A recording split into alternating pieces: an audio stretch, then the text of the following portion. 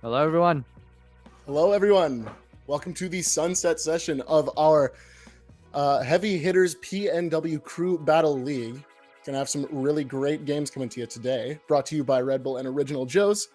I'm Prince Computer. It's gonna be my freshman debut on the mic here. I'm joined by Kanakarn.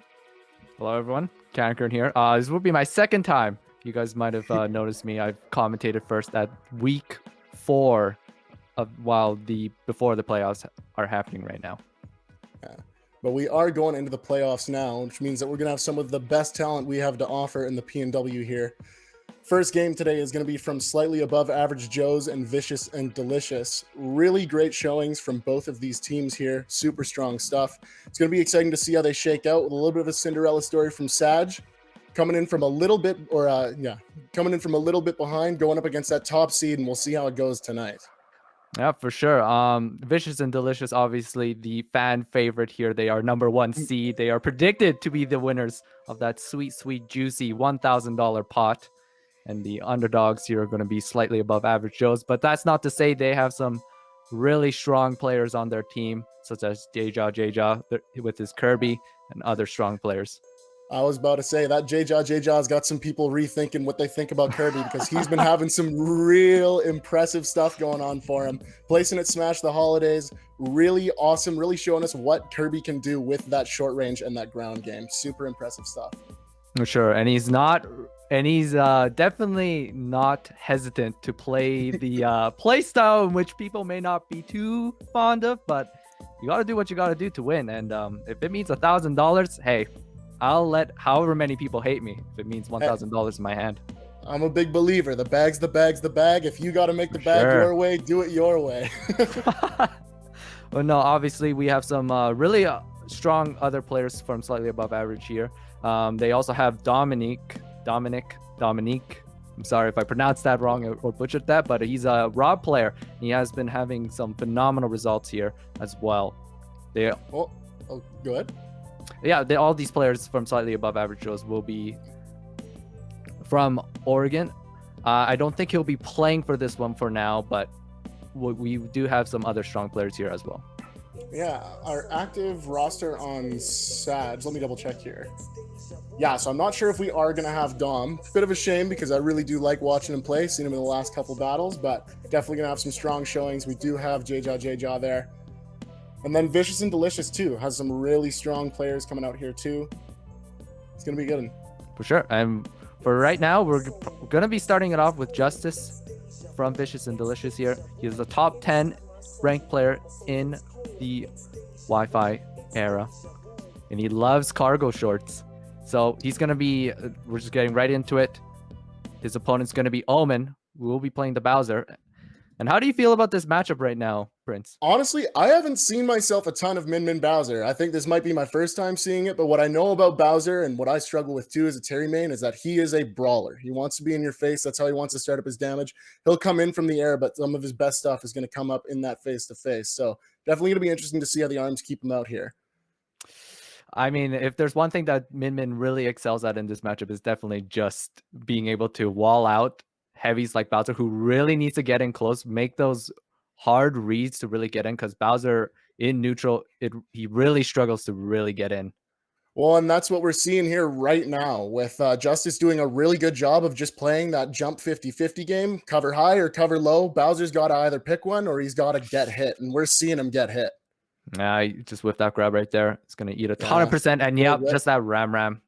Really big catch with the ram. Oh, the up special trading with it, or clanking with it, rather. See Justice chasing up in the air there. Omen right now, I don't know where all this percentage came from, but in the span of less than just over a minute, already at 170%, really at just kill percent. Ram should even be able to do it by ledge here, but yeah, well, there you go, and there's that first stock. Well, the thing is, just a couple stray hits from Bowser, and it could be an even game, but we'll have to see if Omen can get in on Justice. No, what I would really like to see from Omen is really try to go for those fairs, because Bowser's fair is just huge in general. And I think that would be a great edge guarding tool, especially for someone like Min who's not really as strong. Getting back on. Yeah, Bowser will definitely win this in the Ooh. edge. Like we're seeing there, just a little bit overzealous with the aerials there, and just putting themselves in a bad spot. Yeah, definitely unfortunate for Justice. I think he, as long as he keeps continuing to play the game, but Omen kind of getting in Oh, here. Nothing really coming out of it. Now finding almost a himself big off opening. stage. But with Bowser's weight being what it is, this is effectively an even game. It is an even game, but how much work Omen has to do here to actually get in? Yeah, Yeah. he's just going to be eating all these ranged attacks here. Well, and we're seeing that really does a good job escaping the ledge pressure, but it's just gonna very close. How do Ram's gonna take what do it. you do? What do you do? Ram just it doesn't matter what your timing is. It's just hanging by ledge forever and ever. Well, they choose when to let it rip. You have to play the Min Min's game there. Mm-hmm. Yeah, Omen really it's really hard for Omen to really get back onto stage. I think once Justice does get him into these really uncomfortable positions by the ledge, it's just Ram and Ooh, wow, a huge very call out with the down special. that's what Omen needs right now. I think the only way he really gets in here is just he needs to really just budge closer and closer. Yeah, I like the run up shield, Yeah. but Justice is just so good at commanding the space. He's just gonna do it with a solid 2-stock lead. That's gonna be a huge lead for Vicious and Delicious, especially at this stage of the crew battle. A very strong opening for sure, especially because, and then you're sending a counter pick into this Min Min. Min Min largely believed to be one of the best characters on Wi-Fi by a few top players. So, well, not best, but definitely a high tier. It's going to be tough throwing a counter pick into that, especially with they're just not super common. For sure. And Yeah. we'll see what the counter pick coming from Slightly Average Joe's is here, because Min Min is just, I think with the way Justice plays Min Min is just a very textbook, very clean. He doesn't really like taking any risks. So. Yeah. Well, and I think that it's totally true. It's a textbook clean Min Min. And what I really think your answer's got to be is you've got to have someone with the mobility to kind of get that second arm out, bait the opening, and then that's where you try and take your space, right? You don't want to shield it. You don't want to let him retreat. You want to get the whiff, and that's where you want to take your space. So maybe we'll see something with a little more mobility here. Not totally sure who they're going to send out.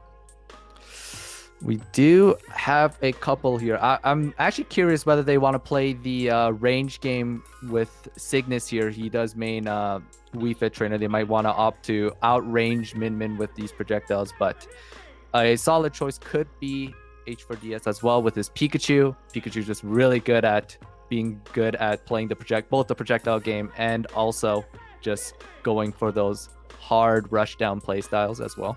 Yeah, totally possible. That's the thing. There's a lot of ways to try and go into this, but we'll have to see what the right way is going forward. For sure. Yeah, so definitely gonna try and have slightly above average, holding on to that lead going into this, doing their best. No, 2-stock lead for Vicious and Delicious. Sorry. But no, it's definitely going to be a long. It's definitely gonna be quite a deficit, especially if you're 1 stock down. It's a lot of catch up you've got to do, especially against these high caliber players. A lot of catch up and just a lot of pressure too. This is the big leagues. This is for that $1,000 bag. So you got to make sure that you got that head clear. No turning nerves.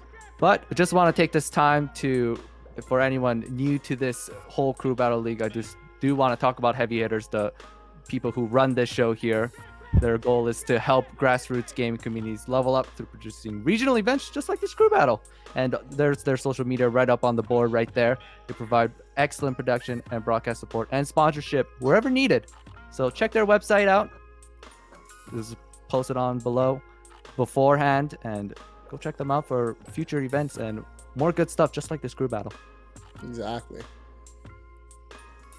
And of course, thank you to our other sponsors just there on the board as well. Original Joe's, family-friendly food, Canadian-made casual dining restaurant group, and support them. Obviously, with COVID progressing as it is, they unfortunately had to close down. We were broadcasting these events live at their restaurants in Okanagan, actually, but unfortunately, due to COVID, they did have to close down indoor dining. So go support them via Skip the Dishes or DoorDash. And they do have some Monday specials as well, such as their Corona and margaritas, if you are fancying that for tonight. So it looks like we are going to be seeing Irod going in next. So if I'm not mistaken, that is Irod is a hero, or is it the Mario? He does play a little bit of Mario, but he considers himself a hero main actually. But he can play Mario when needed, but he does fancy himself some hero as well. I wonder how the hero into that Min is gonna look. That's definitely not a matchup I've seen before. Maybe banking on the keep away with the side specials, but I'm not totally sure. We'll see what he has to. We'll see what he actually plays for this one, but I would assume he will probably. I'm not sure about Mario. Mario's biggest weakness is that it's just very stubby normals. He can't really. Yeah. He doesn't really have the range, and with Justice's playstyle, he's just gonna get boxed out just like Omen's Bowser. Yeah, it might be a repeat offense here from Justice if they can definitely keep up that keep away going into a Mario. I think maybe the hero is probably what we're gonna see, but won't know until the chips are down. Especially the roulette spin that we know as the menu screen. Yep. I would like to see some 2 whacks in a row, 0% deaths. Well, you know, if you can play a character that can win by accident well, you might as well take that chance, right? For sure. Definitely the volatility we need, especially in this. Oh, it's going to be Mario. Oh, it's going to be the Mario. That is very interesting. Oh, Probably going to be relying on the projectile game and the burst to just try and close the gap. Not sure what the stage counter pick was, too. That could be a big factor as well. Small battlefield. I don't know how Irod wants to play this. Irod's definitely going to want to use fireballs to approach. But with Justice and how he likes to jump up and just throw out those arms, it's going to really be hard to actually have those fireballs have the desired results that Irod wants here. Well, another thing that Mario does have too is that Irod's going to have the landing game here. Mario has a really good mix-up on that. So if they can close the gap, it's definitely going to be some potential opportunity. And it seems like we're seeing what we saw last time with Justice just playing a really clean neutral, keeping them at bay, just really hard to close the gap. No, for sure. And right now, 77% to 5%. Yeah. Irod's just taking a lot of damage. As I said, he really wants to use these fireballs to get in, but Justice, he's very jump heavy. He can afford to as well because he can just throw out those arms in the case that Irod does try to approach mid-jump animation. And it's just, yeah, I really thought the hero was going to come out here, and it really shows how Irod's really struggling to get in on neutral right now. Well, Irod is doing a quick answer, almost evening up the percent, doing a 70 to Justice there, and it seems that he's managing to keep Justice in the corner here. Oh, big megawatt there, living ball. But that megawatt catch is going to close that stock out. No good amount of DI is going to save you from that. Oh, is that it? Oh, good edge guard. A quick answer edge guarding with that Nair. That's going to be the name of the game, is those edge guards. If Irod can take this Justice's last stock here without losing any more, this is a good spot for slightly above average Joes to be in, just with that 1 stock deficit instead of that 2. Very good spot, exactly. Irod just got to play a patient game with these fireballs. It looks like that's what they're doing. Ooh, Justice getting a bit of an opening with that megawatt there. Especially since Justice is considered to be vicious and delicious. One of their better. I wouldn't. Obviously, all of them are fantastic players, but Justice definitely has shown the results of just annihilating these stocks. And Irod's going to be losing his second stock just like that. Well, and there you see it right there. Just that patient, measured play and just getting the hits where they need them. And that megawatt is the hit they needed. Tying it right back up in terms of stock count and still maintaining a good lead.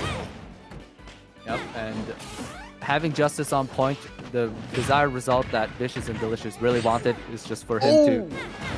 And that fair spike, just barely. Just about, not quite.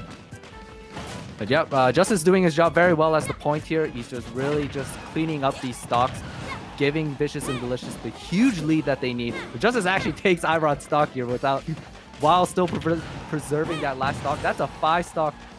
That's a... I want to say that will be a 4 stock deficit. Yeah, it's going to be pretty serious. 4 stock sounds about right. Oh, Justice barely keeping him off. Both players making it back. And this is a scary situation for both players here. Even percentages across the board. Last hit. Irod really wants that up smash. Oh, is that going to do it? Big Nair. I don't think Not he's quite. Yep. Good weight on Justice and good up smash. Very nice. He's still living. Ooh, not quite.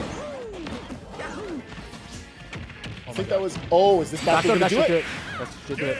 Yep. That's it. Good finish by my iRod.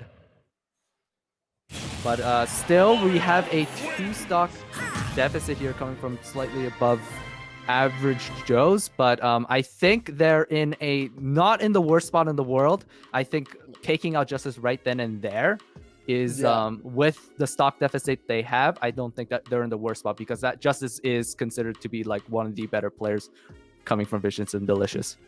Well, it's definitely still anyone's game. You know, they managed to narrow that lead a little bit. And like you said, Justice is definitely one of the stronger players. I've seen these weekly recaps. I've seen what Justice can do with the back to the corner. It's definitely going to be interesting to see what comes next. No, for sure. Definitely two different approaches that we're seeing here from both of these teams. I think Vicious and Delicious, they're going for the super strong start, send in the heavy hitters first, get as many stocks as possible, and just snowball from there. I think slightly above average Joes, they're kind of playing we'll save the best for last. We'll play the slow burn. We'll try to compensate for the stocks as we go. So we'll see which one prevails in the end. Yeah, for sure.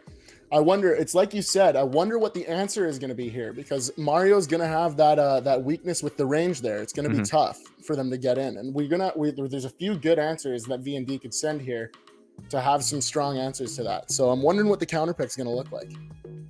So we do have the lineup here. We have Crimson, Justice, who just went out, JDV, H4DS, Cygnus. There's a lot of good counter picks here. I think Cygnus is definitely, I don't think he's going to come up for now.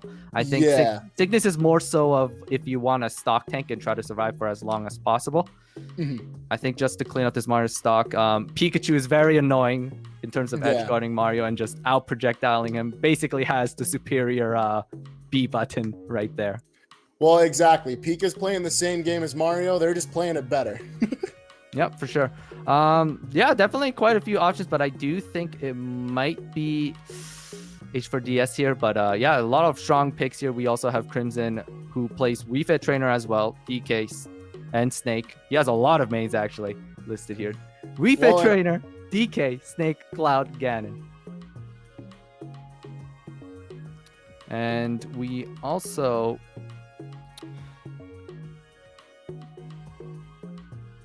we're also having JDV with the Pac-Man. Yeah, they just have a lot of strong players just to stock tank it out and just making sure they just play the slow burn for this one. While we've got a little moment here, I do want to take a quick moment to just tell you guys about Charitable Impact. We are partnered with them. Charitable Impact is basically just like an online charitable giving platform where basically you have or you are able to participate in charities through a token system. So it's a cool setup they've got there, and we are running with them for the duration of the PNW crew battle. Yeah, for sure. And then sometime in the future, we will also be giving away Charitable Impact dollars to both players and viewers back here at home for them to show their support. So thank you to Charitable Impact for their generous donations on that. Thanks very much. But we're just waiting while we're waiting on here for a little bit. So it looks like Crimson might be Crimson's going to be who they're sending in next. Now the question is, who is he going to play? Yeah. As it says there, 5 mains. 5 mains. Well, and most of them have a pretty good keep away game, which is going to be tough for Mario there. Honestly, I think if I'm playing Mario, I'm most worried to go in against the Snake. Because they have that shutdown game. They're not going to let you hit buttons on the shield. They've got the grenades to deny some pressure there, as well as they've got huge keep away with the Nair, really great out of shield. But it's definitely, I'm not totally sure what we're going to be seeing here. Right, for sure. In terms of Mario, I do think Crimson has played a lot of Snake. I think when he did come up, he did frequently play Snake. And I think that's probably out of all the 5 mains I see here, I think that will probably be one of the better options compared to someone like DK and maybe even Ganon, who is very volatile. If you get the hits in, it's nice, but against these high caliber players, I feel like neutral will be definitely very difficult to play around. Yeah, definitely. It's like as you get to a higher level of play, you definitely start to feel more and more some of the gaps in Ganon's game plan there. sure. Well, while we're waiting for Crimson, I think this would also be a good time to talk about. Well, while we're waiting for this downtime here, tell me a little bit about yourself, Prince. I'd be happy to share, you know?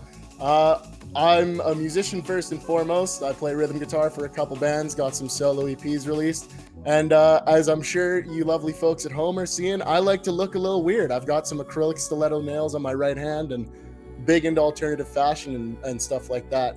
Got some music stuff coming down the pipe for myself. But Ken, I heard that you had a little tournament thing going on for yourself as well. Oh, did I? I think we'll talk about that in the future if time allows, but there it is up on the screen, sure. So if you guys don't know, I'm actually running a tournament called Canna Cup 2021. It will be featuring Smash Brothers. It is both Super Smash Brothers Ultimate and Dragon Ball Fighters, but the most important part here is Super Smash Brothers Ultimate, which will be happening on May 1st, and $250 prize pot. Everyone loves the chance to win free money, but this one is special in the sense that it's for a fundraiser. It's for the Stollery Children's Hospital Foundation, and if you guys want to donate without paying a single cent in your pocket, just by registering for this tournament on smash.gg Canna Cup 2021, you'll be adding $1 to the pot, just like that, just for entering. So basically for nothing, you're already helping the kids out in the Stollery. Sorry, didn't mean to show your hand early there. Not sure if that's when you wanted to bring it up. No worries. Hey, if free advertisement is free advertisement, I'll be happy to help the kids out anytime. Yeah. But also wanted to thank our other sponsor here, Red Bull. Obviously a great supporter of community initiatives, just like this crew battle. And previously, how they contributed back when before playoffs were happening, we actually had a 1v1 in these crew battles after the actual crew battle itself, and they provide a 4-pack to the winners of those. So I'm sure those 1v1 winners are just happy. They should have their 4-packs by now, and they're happily drinking that free Red Bull. Oh, I stacked up a few of those 4-packs for myself, running a few of those 1v1s. Right, for sure. Big supporters of the scene we've got here in Red Bull. Super, super grateful for their continued support. Mm-hmm. They definitely are very big supporters of grassroots community events. And I think we're just getting started right here now. Sorry for the wait, you guys. And just as I thought, we are seeing that snake. Yep. I think definitely Crimson wants to play the slow burn here. He just wants to make sure that this is a clean 1-stock to none without losing any himself. We'll be on PS2. Well, exactly, right? Just got to take one more stock, and if you've got Snake and you've got patience, you've got all the time in the world to just work hard for those openings. We are seeing a bit of a swift start from iRod here, getting some little hits here and there, some stray stuff. Mm-hmm. Yep. Classic Snake thinks. I don't think Crimson really wants to take any risks here. He'll just opt to throw out the grenades. iRod wants to get in close. That's a good opportunity. But that frame 1 grenade pull, if your combos aren't airtight, you're going to be trading with that grenade. Well, and Snake's going to be heavier than most characters too, so you don't want to trade with that grenade because you're both going up, but Snake's going lower than you, and he's got a mighty mean up air. iRod doing very well at the start here. He was actually trying to play Snake's game with just those fireballs and just wait for his opportunity. Tries to go for the ledge trump there. Right now, both players just dancing around neutral. Yep. It's a good opportunity. Ooh, good air dodge read. Oh, a good grab could be something. Scenario. 130% on the board. Yep, up smash. Trying to fish for it. iRod. Ooh, big air dodge. Wonder what we're going to see. Oh. And he doesn't quite make it. And Crimson losing his first stock. This is really good for iRod. He'll run with this. I think. Yeah, absolutely. I think definitely. I don't know if the C4 was actually on the stage, so Crimson couldn't do a C4 recovery there. Well, and iRod just not letting Crimson get the grenades through the wall here, seeming to get the fireballs in just the right place. We're finally seeing a little bit more of an engagement here, but yeah, both players just playing their really patient keep away. Don't want to take any risks. No, iRod just doing a very good job of just playing up, but the tried and true up tilt. The monster up tilt. basically like a swordy swing. Fun fact, Prince Computer's most complained about move in the entire game. I don't like that up tilt one bit. You can probably list a few right now while we have some time while these players are... Sure. Why don't we list a couple reasons why Prince Computer hates this move? Oh, why does Prince Computer hate this move? Well, I'm not sure if you guys know much about frame data. But for those at home who are not super familiar with it, game time is measured in frames, 60 in a second. So anything, 1/60th of a second is 1 frame. That's real fast. That's faster than you can even think about. That up tilt there is 6 frames. That's 1/10 of a second. You're not reacting to that. You can't even think about that in time. It is huge. And as we saw there, it is real strong. Sending hard and fast straight up. It is impossible to whiff that thing if you put it anywhere near him. So you just got to play scared of it. And I don't like how scared I got to be a snake. For sure. Okay. Especially with traditional characters that can only open people up from after with shield grabs and such. Snake's up tilt? Nope. Pushes you too far back to shield grab. Absolutely not. Oh yeah, it's also dang near safe because it has so much pushback and honestly pretty abysmal end lag or like abysmal in terms of balance. Whatever. I don't have to complain too hard about it. We've had our fun here. All right.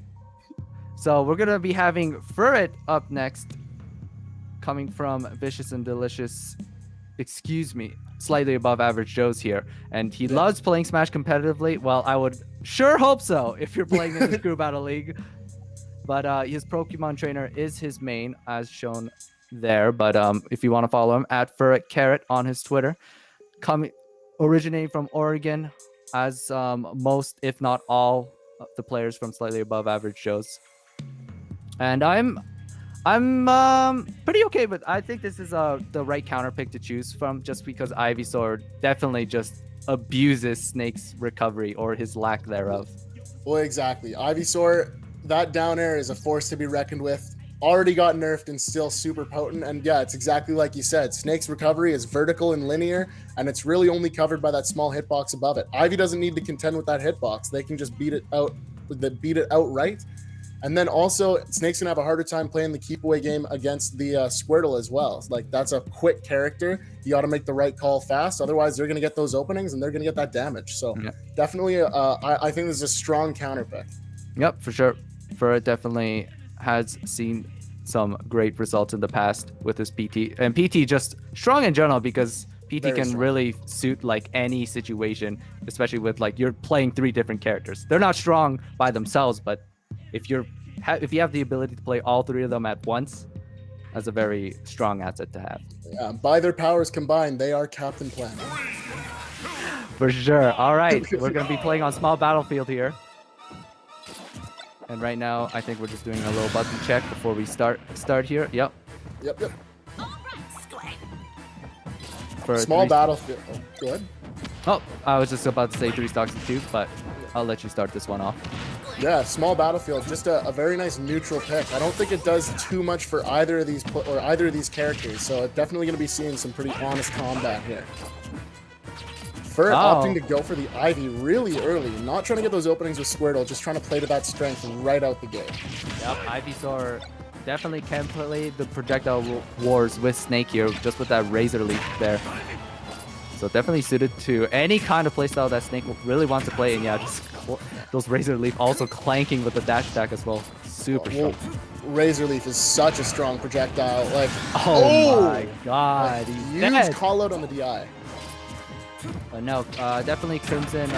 Not the best DI to have, especially if up air connected with the down throw there. I think he was expecting the Vine Whip. Yeah, the up special. But yeah, definitely a nice opening from Furret. Oh my god, that is PC's favorite move. My favorite move. The up tilt that he is so fond of. We're actually getting the Charizard. Bird's actually sticking with this Charizard for now. It's strange. I think honestly they're just going for the mix of having the different Pokemon out more than playing that standard sort of flowchart we see from PT of the Squirtle for damage and then the Ivy to kind of get it there and then Charizard to stock tank. So it's definitely interesting, but it seems to be working out, keeping the percentage pretty close. And there it is. Burrett actually got stuck by C4 there, but PT has a special privilege in which if they get stuck by C4, they can actually switch Pokemon and then it falls just right off, just like that. Exactly. C4 cannot stick to an intangible character, and PT is intangible during that switch. Ooh, gets a read, but just a little too slow on the draw there. Still extending it with that up tilt, but back to neutral. A nice back air to open it up. But no, from the way this is looking, it seems like... Ooh! Good air dodge to avoid the down air, but 129%. He's first switching to Charizard, knowing that most of Charizard's moves will KO here.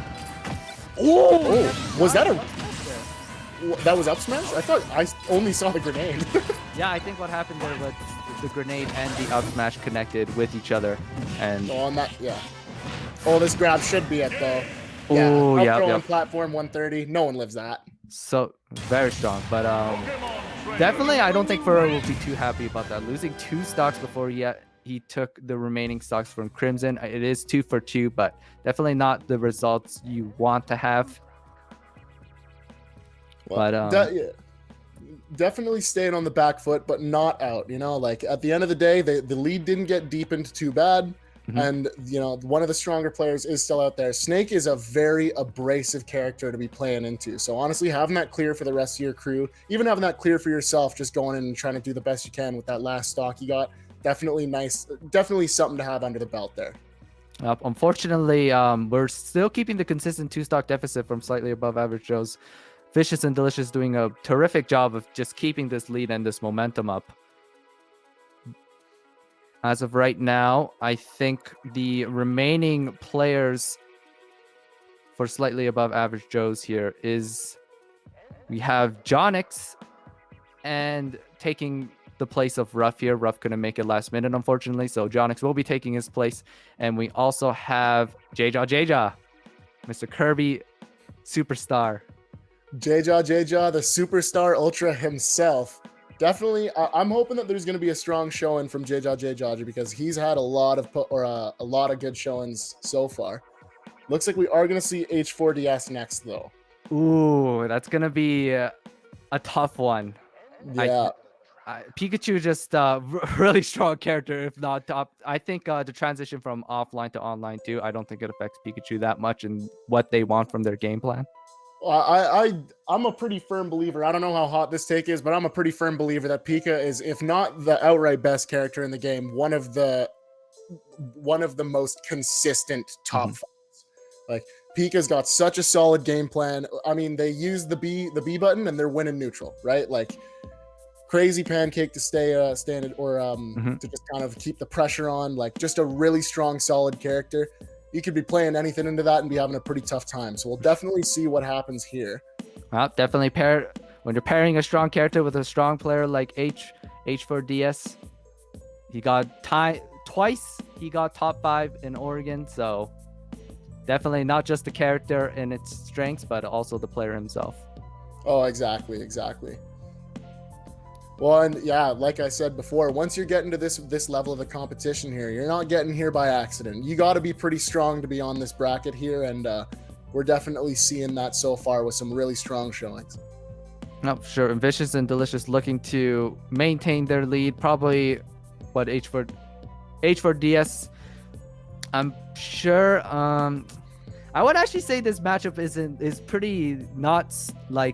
isn't too favored on one side. I think both of these characters do have the potential to really make this an even matchup. I think it really is anyone's game. Yeah, well, both characters have all the answers to each other, but both characters have all the answers. So it's definitely a very swingy, explosive matchup. Never know what's going to happen until the chips are down. For sure. I think while we're just waiting on H4DS, I think we're just going to wait on the stage bands here. I think they're just finalizing that right now. A special thank you to Original Joe's up on the screen right there again. if you guys want to go support them through Skip the Dishes and DoorDash, as indoor dining is closed for now. But we're getting right into it.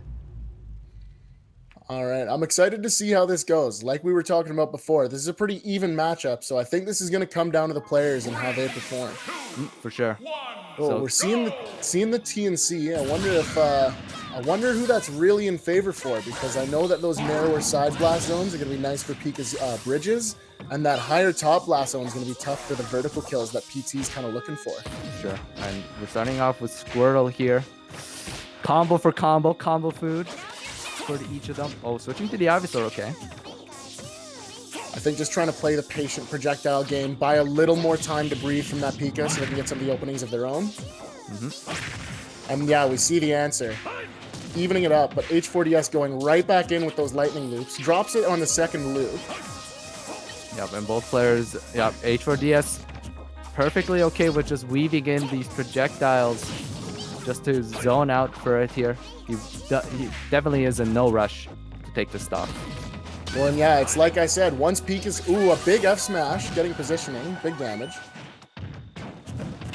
It's back to neutral with the Charizard on deck. Definitely trying to hold on to this stock. Yep. And one big hit here could take one more. But H4DS, he's not taking any chances. He knows the explosive power coming from Charizard here, and that one good read, one Flare Blitz definitely puts you in an unfavorable position. Good dash attack. Ooh, Flare Blitzing over. Doesn't quite catch. Tries to get out of there. Ooh, a good weight on the grab. Bird finding himself off stage. Wing attack through the T-Jolt. Back air. 159%. Charizard definitely doesn't have much to be scared of except from Pikachu, except maybe those hard committal moves like Pikachu's smash attacks. Yeah, well, the smash attacks are a commitment, but they got that disjoint, right? So the spacing can make it really Ooh, the T-Jolt saving him, knocking him out of the range of that F smash. So I think at this percentage, back air? Yep, back air will do it. It's just so hard to contend with that back air as a big body, right? Like the multi-hit, super quick, really easy to throw out, and very safe. But that's going to be another stock for...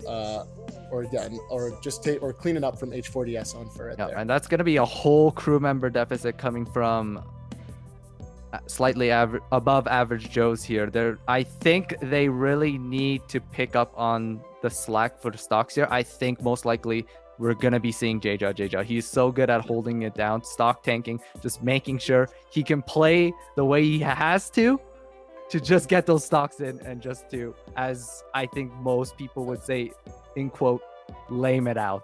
well, that's honestly what I was gonna say, is that if you need someone to lame it out, Kirby can steal your stocks. Like you take a little whiff on a forward throw conversion and you make the wrong call once and you're getting drilled down there, and Kirby's making it back, but are you, right? Yeah, for sure. I think a big asset to Kirby is I think the general consensus about Kirby is that he is one of the worst characters in the game. I think that's where a lot of the expectation of a Kirby player like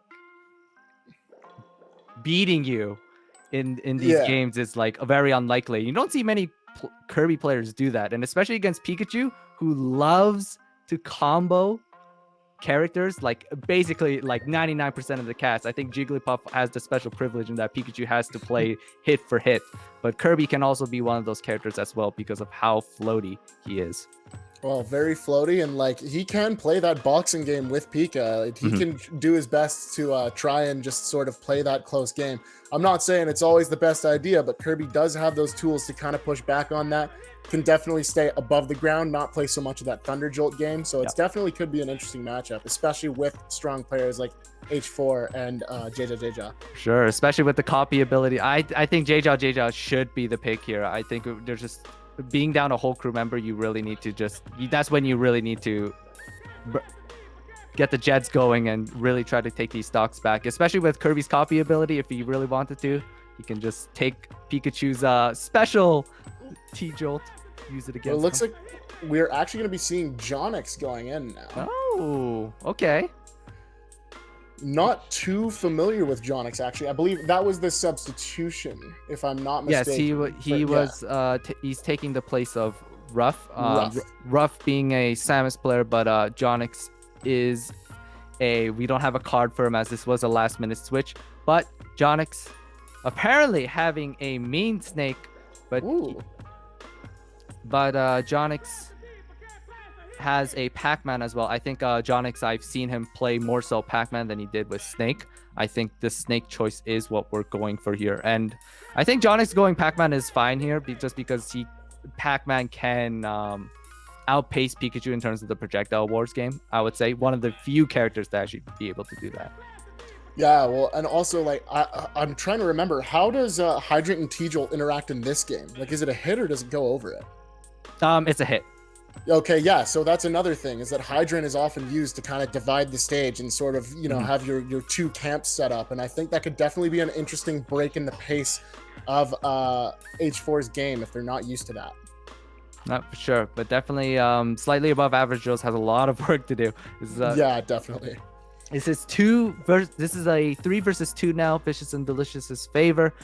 I think the remaining players we have from Vicious and Delicious is obviously H4DS.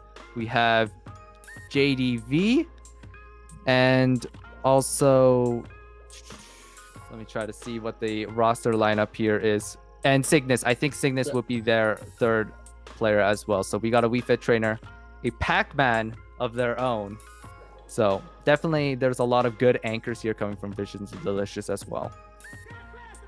It's exciting, you know, like we were saying before, once you're getting to these playoffs, this last run, it's definitely everyone's bringing their A game. These are some strong players. These truly are some of the best players these regions are going to have to offer. So it's definitely exciting to see all these great players out here. Definitely the rivalry between Western Washington here and Oregon. But yep, I think we're just getting finalized with the stage selection here. Yeah. I think what Jonix will be looking for here, ideally, I think he would probably be using Hydrant, as we discussed, about just blocking those T-Jolts and making sure those T-Jolts actually don't command any space in itself.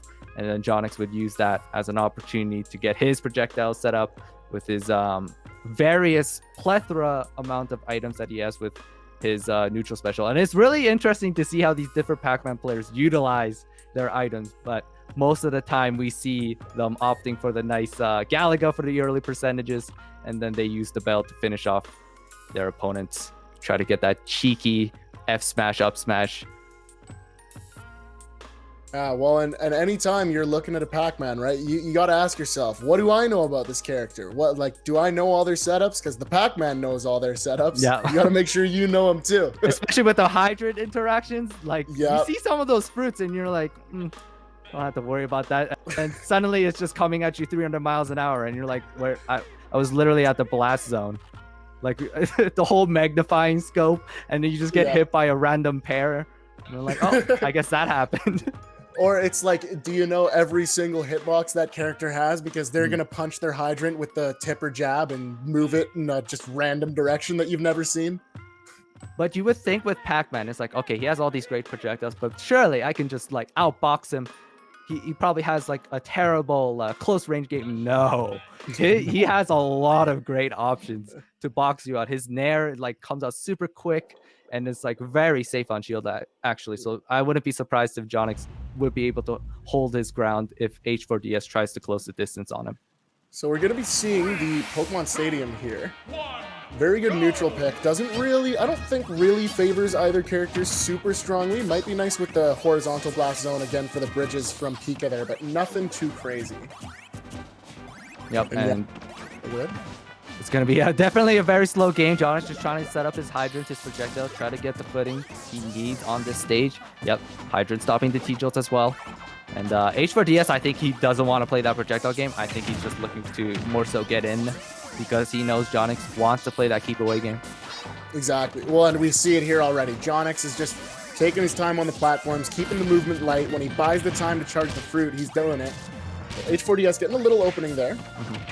And Jonix has yet to really get a hit off H4DS right now. H4DS just relying on these down throw aerial follow-ups here, keeping Jonix by the ledge.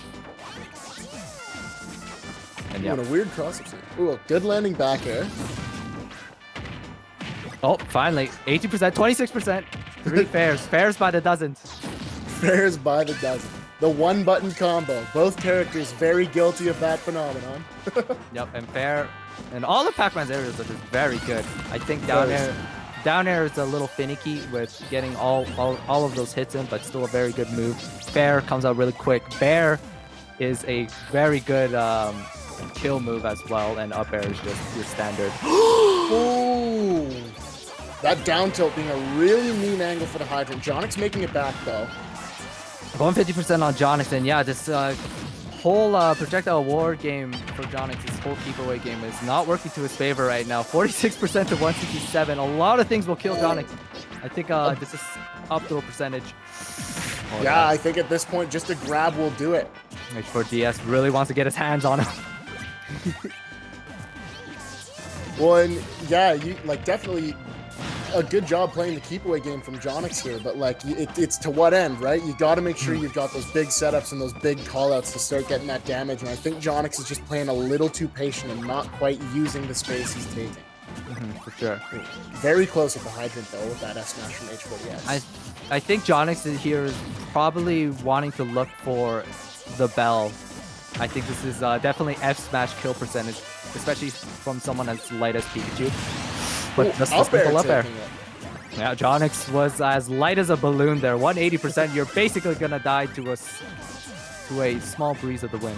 Well-placed sneeze from Pico will do it to you at that point. But no, this is definitely where the weaknesses from playing a keep away character like Pac-Man comes in. Is when you're at a deficit, the onus is on you to make the first move now. Well, H4DS, exactly. he doesn't need to play this game with you. He can just sit back, just chillax.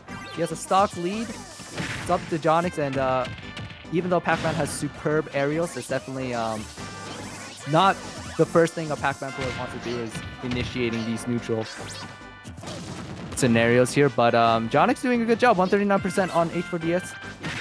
Yep. Oh man, just a raw F smash. But he's got nothing to say. Yep. We don't see the bell on deck. I honestly think a little more utilization of the bell could go a long way here. It does cover a brutal angle. It's got those weird interactions with Hydrant. Jonix is not having a hard time getting the Hydrant out. Especially just having the bell, just telling your opponent, hey, I have this option. That's enough just to scare them into making those reckless approach options that H4DS might be looking for. Exactly. It's just like Diddy and Shield with Banana, right? Pac-Man with Bell in the pocket. Like, you don't know when he's going to do it, and that's why it's so threatening. So hopefully we'll see that. I haven't seen Jonix also pull out the Galaga. I think he's just opting to use the fruit cover space to really just try to contest with those T-tilts. But, yep, forward smash on the get-up. That move has 10 million ears of hit detection, so that's going to definitely catch even the safest of options like neutral get-up. Yeah, a lot of active frames on that F smash. It's really hard to do something reactable when knowing that you're going against a character that has an option like that. Yep, Jonix down to his last stock though. H4DS still having a healthy 2-stock lead here. And right now, yeah, Jonix, you can definitely see that he really wants to get these bears. He's just really throwing these out willy-nilly. But I think H4DS doing a really good job of just staying right outside of Jonix's range. Well, yeah, it's just getting to that point. Like, it's no. Again. A heartbreaking closer there. Fool me once, shame on you. Fool me twice, that's on you, bro. Exactly. I mean, you hate to see it, but at some point you do got to start doing or switching up your ledge options, especially when you have release ledge being very strong on Pac-Man. And that's going to be the 4th member coming from slightly above average Joes here. And there's only one option here left, and that's Jojo saving the best for last. He has performed phenomenally during these past few playoff matches, both the playoff matches and the regular crew battles as well. He is, I think, I would love to see, as I was part of the VChat 2.0 crew, and so we had the pleasure of playing this, and Jojo definitely we were not ready for him with his lovely suck by the ledge into death by the bottom platform. Platform. And I'd just like to say real firmly that it is not over till it's over. Like, I don't remember exactly who, but I know someone in this crew battle here took 12 stocks, right? Like, there's nothing saying that J-Jaw can't play out of his mind and have the best few games of his life and just narrow this out. For sure. We'll see if he has what it takes. But no, J-Jaw definitely is more than willing to play the slow game. He's ready to play in a way where the people will be raising their pitchforks, their torches. Could be right outside his doorstep saying, why? And J-Jaw's going to be ready to say, stay bitter. With $1,000 in hand. Exactly. Exactly. He'll wipe his tears with that payout. But yeah, we're definitely going to see, especially with H4DS is definitely going to have a lot of harder time to do Pikachu things. Pikachu, obviously, as I've said before, likes to do a lot of combos, likes to do those nair loose. But against Kirby, it's going to be a lot harder because Kirby likes to stick to the air a lot. Yeah, definitely like a big air game from Kirby. But don't count out that ground game, too. Like, Kirby does have those really quick tilts. Got a lot of good burst options to kind of get some weird extensions. So definitely just going to be a weird bursty matchup, especially it's like you said, not a lot of people know how to play Kirby. This character's not super common and they're not super well known. Like, yep, for sure. So we'll see what the stage pick coming out from J-Jaw will be. Yeah, I've hopped in the Discord here and it seems that we've not heard much. Not sure what the holdup is. I think we know who's going in.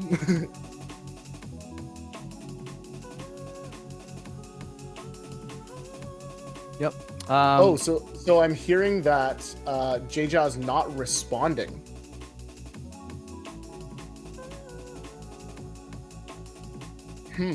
That is let's hope that J-Jaw comes around. This favor is going to be Vicious and Delicious right now. I think they have 8 stocks in total. Yeah. Versus the 3 stocks that are remaining from slightly above average Joes here. While we do have a bit of downtime here, could just take a quick moment to thank our sponsors, Original Joe's, as well as Red Bull. Original Joe's, very nice family atmosphere, super fun for the whole family, very welcoming. With COVID introducing another closure of the restaurants, definitely try and support them through DoorDash or takeout any way you can. They've been super kind to help support us through this. Got really nice Monday specials. Everyone who's sat in this chair here is going to tell you the same thing, and I am too. Those fish tacos, $3 off on those Long Beach fish tacos. Yep, for sure. Definitely a lot of Monday specials to be had, and obviously one of our other sponsors as well. I don't think we've talked about them much, but Charitable Impact. It's Canada's first online charitable giving platform. And it's actually an online banking account that you have on their site for charitable giving, so you can choose to give it to whatever fundraiser you feel like will have the biggest impact. And we will also be giving away charitable impact dollars to both players and viewers in the near future here.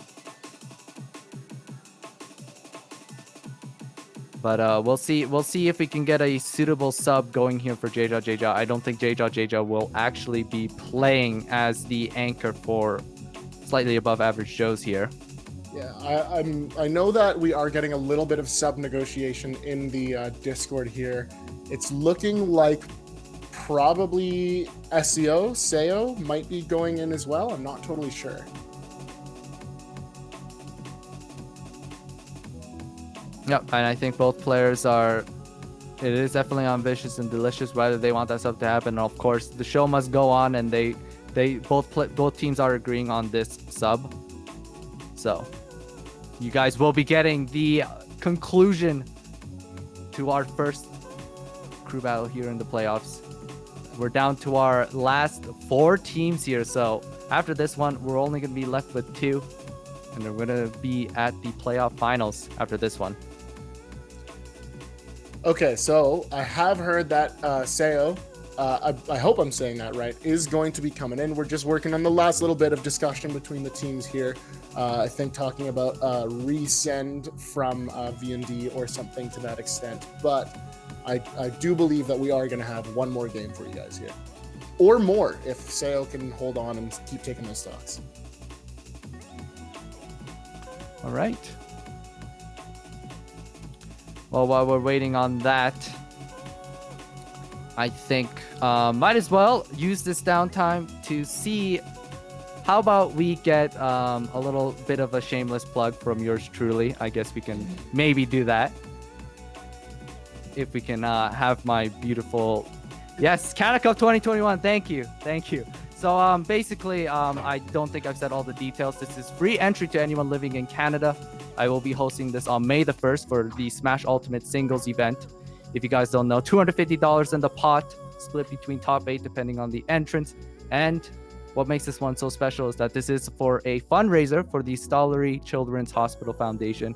And just by entering alone, free entry, you're already donating $1 to the local Stollery. So you'll be not only having a chance to win that delicious $250 pot, but you'll also be helping out the kids at their Stollery. Exactly. Supporting the fan favorite Canacurn and supporting a good cause in one fell swoop. You get to play your favorite game and you get to do it for free. It's a no-brainer, and you should definitely go ahead and enter. Thank you to Zane. Linking the bracket for that if you guys want to know where you want to sign up for that. Remember, free entry to anyone living in Canada. So feel free. So I think we're just about getting ready to set up here. I think we're just getting the band set. Seo will be covering for Jeja. And sorry, go ahead. Yeah, I was just gonna say I'm not familiar with Seo. I don't know if they've subbed yet in the crew battle here, so I don't know what this matchup's gonna look like here. Yeah, I'm not actually too familiar with Seo, except that he did have the honor of commentating beforehand. So definitely a joy to hear his commentary beforehand, pre-playoffs. So I'm not actually too sure who he actually mains for this one, but it's definitely, he has a lot of work to do in terms of the stock count he's up against here. Well, if he's any good on the desk, that means that he's got a heart for the people, and that means that he'll do the best he can to close this out. For sure. So we'll see. And H4D is actually opting for no bans here. No bans. No bans. That's a bit of a power move. That's a bit of a confidence call. I don't care where you take me. Let's wrap this up. I want to wipe my hands off. Yeah, unfortunately, no Dominique did not play for tonight's playoff round, but we did have iRod play it out. Yeah, iRod definitely did his fair share of good work here in this crew battle with this Mario. I feel like still in that one. I don't know why he would think Mario would do better than that. I would have liked to see some hero shenanigans. It's always great to see from the viewer side of things. Oh, hero gets to do whatever they want, you know? It might not always be the right thing, but if you can win by accident, I want to see a try. Hey, Magic burst by the ledge. I'm in the spectator crowd, like, I'm losing my mind. That's like, the thing. This is sick. And then you realize you're the player and you're like, oh, that feels bad. Well, exactly. At least you can take comfort in the fact of the one button edge guard. At least the fans loved it. For sure. So it's gonna be Smashville here. All right, sail into H4DS on Smashville. Should be a couple moments more here to get everyone in the arena, and then we should be having our next game ready to go here. Smashville. He had no bans here, and he chose Smashville, which is the starter stage, which usually starter stages are meant to be like the less volatile stages, not real, as opposed to like the counter pick stages. I think the counter pick stages for this one is in line with the Pacific Northwest rule set. So it'll be Northern Cave. If I can remember off the top of my head, it would be Northern Cave. Kalos would be out. Yoshi's, and there's a third one. Can I ruin the surprise? It's SPF. Oh, right. Oh, Small Battlefield is going to be your third counter pick there. At least he didn't pick walls. If he chose walls, I'd be saying to Seo, you're a madman, because the way that Pikachu can utilize those walls, oh my god. Yeah, seriously. Well, Pikachu can do whatever they want once they have those walls, especially on PS2. Some of the stalling that can happen there, just crazy. You get them off stage, you're waiting like 10 seconds, then 20, then 30, and then you kind of like peer over the ledge and you're going like, where'd he go? And you just see him just stalling down there. You're like, how long can this man stay off the stage? They can do it's crazy the stalling that can happen there, and it's gonna be a patience game at this point, right? Like V&D knows they've got a super strong lead, and Seo's got to come in here and just be ready to take it slow, not take any chances. Yeah, oh, good. Yeah, we'll be seeing what his character choice is, because I don't think I've actually seen Seo play in the Crew Battle League yet. Oh, Meta Knight. Okay. Meta Knight. I'm liking this pick right now. I think I've seen Meta Knight less than most other characters on the roster, so I'm excited to see how this works out. That's true. I think the pick rate for him died down after Brawl, when everyone just got sick of seeing him. But well, and I know he does definitely have stuff in this game. He's got good bridges, he's got good burst, but he is pretty linear, and he wants to stick to the ground. So we'll see how that plays into the T-Jolt game from H40S here. No, definitely. Meta Knight's Nair especially is tremendously good. We'll see how Seo handles this matchup. Ooh, that's a big very drill. risky. That's a very risky drill. Just a raw from neutral. Hey, if it works. Unfortunately, that did not work, and now he is at 57%. We'll see if Seo can pick up the slack here. Nice jab by the ledge. Yeah, good stuff. Spending a lot of time off stage there, but actually committing harder and doing a good job. Stalling, making sure that they don't get caught out too hard, and just working to keep playing neutral. Yeah, I mean, this kind of fits in with the theme. You know, our star Kirby player wasn't at home. He's not able to make it for this event, so might as well be his arch nemesis. Meta Knight taking the reins here. This is actually official lore. Kirby couldn't show up, so Meta Knight, anti-hero he is, had to come save the day. To beat up a yellow rat named Pikachu. Exactly. But no, definitely Meta Knight's going to have a hard time here. He doesn't have as great of a float game or air gameplay as, say, Kirby, who has like 5 jumps compared to Meta Knight's 3 mid-air jumps. Yeah, I believe so. Yeah, 3 sounds about right. Definitely very... What? Sorry, go ahead. Yeah, and well, it's just like Meta Knight's trying to do a lot of like stuff on the ground and sort of chase up there, but Pika's small, pretty light, and just kind of has the mobility to make that tough. A big attempted call out with that down special, but just not going to be too much. Almost turns into a stock for H40S. Yeah. I'm liking this from Seo. He's doing a lot more edge guarding attempts on Pikachu. I think as Meta Knight, you can afford to do that just because you can stall by the ledge for so much longer. But dash attack, Meta Knight is prone to be very light compared to most of the cast. Brutal headbutt to definitely take. Oh, but okay, Seo. Real big stuff. Was that a hard call out on neutral get it? I guess so. I think he was also ready for the... I think that would have also caught the roll into stage as well. But no, good call out from Seo. Galaxy Brain, reading 1,000 years into the future. Reading H40S like a pamphlet, because that was an easy read. And answering right back, getting this pretty close once again. Stocks taken from each player here is going to be even, but we'll just have to see if Seo can close this out and go into another member with 2 remaining. No, definitely. It's a very awkward... I think this will be very awkward for Meta Knight just because the only thing he really gets leverage out of is his Nair to really compete with Pikachu in the air. His fair is not too great, but yeah, he really just has to rely on these Nairs to really edge guard, get those neutral hits off. But well, and if it was anyone but Pika, the ground to air burst on Meta Knight with the up air is really strong, but that T-Jolt is just going to keep you on the ground every time. So ooh, he was really just trying to call out the hard air dodge read, get the up special. Meta Knight does have some Hail Marys that can take this at 70, though. It's definitely not in anyone's pocket yet. Oh, and that's what I'm saying. The Hail Mary F Smash trading with the T-Jolt, keeping Sag in this. Oh my gosh. Sayo has read H4DS's biography. He knew what this man was about to do before he even knew what he was going to do. He has seen all possible timelines and decided to live in this one. See, we have so many of these players playing by reaction. No, Sayo wants to say no to that. He wants to define the meta himself with these hard reads to predict where they will be after the match is finished. That's how far he's reading.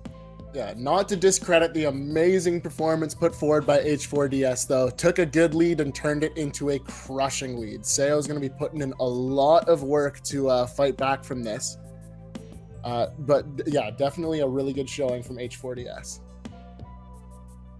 Okay, apparently Sayo saying he will ban Great Cave Offensive, which, if you guys do not know, is not actually a stage list. So this translates to no bans, returning the favor. And we've got Cygnus going in against Sayo. Cygnus actually one of the few players there who probably could make use of that space on Great Cave Offensive, playing that keep away game, just kind of holding on, stock tanking, trying to make Sayo approach them. But as you guys see there, follow him at his Twitter at Grim Cygnus, and he also sells perler art on his Etsy page. The link is the website URL is right there on that screen. But yeah, I appreciate Sayo's returning the favor, trying to do no bans. But if you're the last player, you're gonna try to take any advantage you can get, because I think, this is just my assumption, but I think H4DS saying no bans was more so of like, we're gonna win this crew battle anyways, you can have your free reign of stage choice. But I would hope, I think Sayo's just gonna stick with the no bans, but Cygnus will predictably go Final Destination here with Wii Fit. Obviously, projectile characters would love their flat stages. No platforms to really scurry about. Nowhere to hide at all. And especially Wii Fit's got a pretty good stall game as well with the ball and with the down special. So definitely going to be definitely going to be Cygnus probably controlling the pace if they are going to FD. We'll see. We've definitely seen many surprises here. I think with Vicious and Delicious's lead, and the fact that Jojo, who was one of the stronger players coming from slightly above average Joes, I wouldn't be surprised here on the list. Apparently, Cygnus counts Little Mac as one of his mains. So who knows? FD, Little Mac? Well, pretty good in itself. You know what? FD is Little Mac's best stage. Well, but platforms or not, Meta Knight does have that air game. If we do see the People's Mac, we're definitely going to see a lot of jumping and a lot of ledge play. Or just a 10-second game of F smashes. Also that, it's definitely a possibility. Sayo has loved his Hail Mary forward smashes, so obviously it's the People's Mac. Cygnus is going to say, we can play that game. Forward smash to forward smash. Shake. What an interesting turn of events we are having on this playoff game here. Oh, I think Vicious and Delicious definitely feeling themselves a little bit here. I think they're definitely very confident, even with these what people would say to be unoptimal character choices. But Little Mac on FD, I would say, is far from it. Well, yeah, and honestly, doing a surprisingly good job just taking the space and controlling it. Cygnus definitely showing that he doesn't play this character as a joke. There's some pretty great knowledge there. Yep. Quick answer from Sayo. Oh! What an ambitious way to take the stock. Sayo just says, I'm going out in style. But, nobody kills me but me. Slightly above average Joes on their last stock here. Vicious and Delicious still having a sizable lead of 5 stocks here. Let's see if Sayo can actually close this out.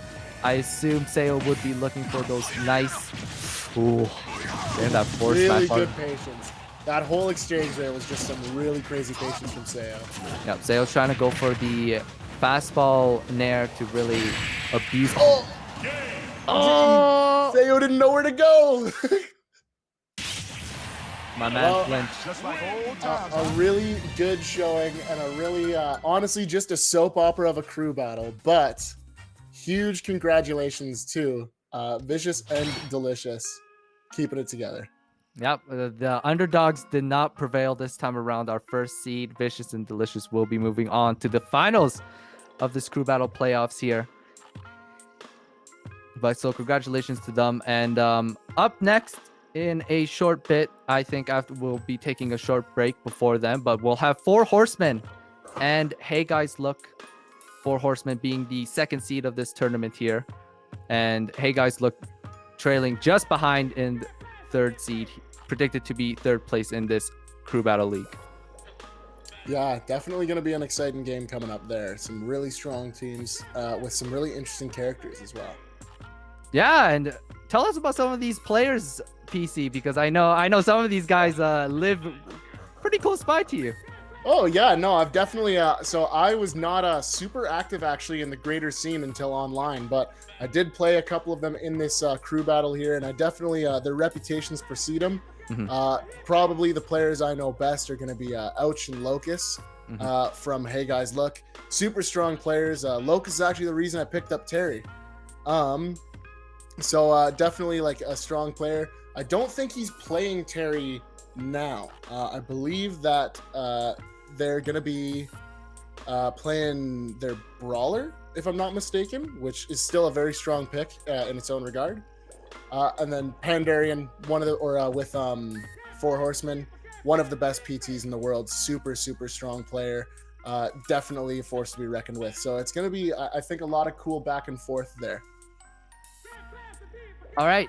Yeah, make sure to place your bets. This is definitely going to be really, really, really close because these two, in terms of seeding and like their predicted placements, are definitely very close.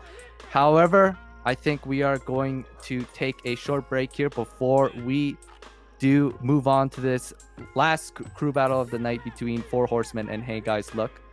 So we'll be taking a short 5-minute break here, so stay tuned. We'll see you guys then.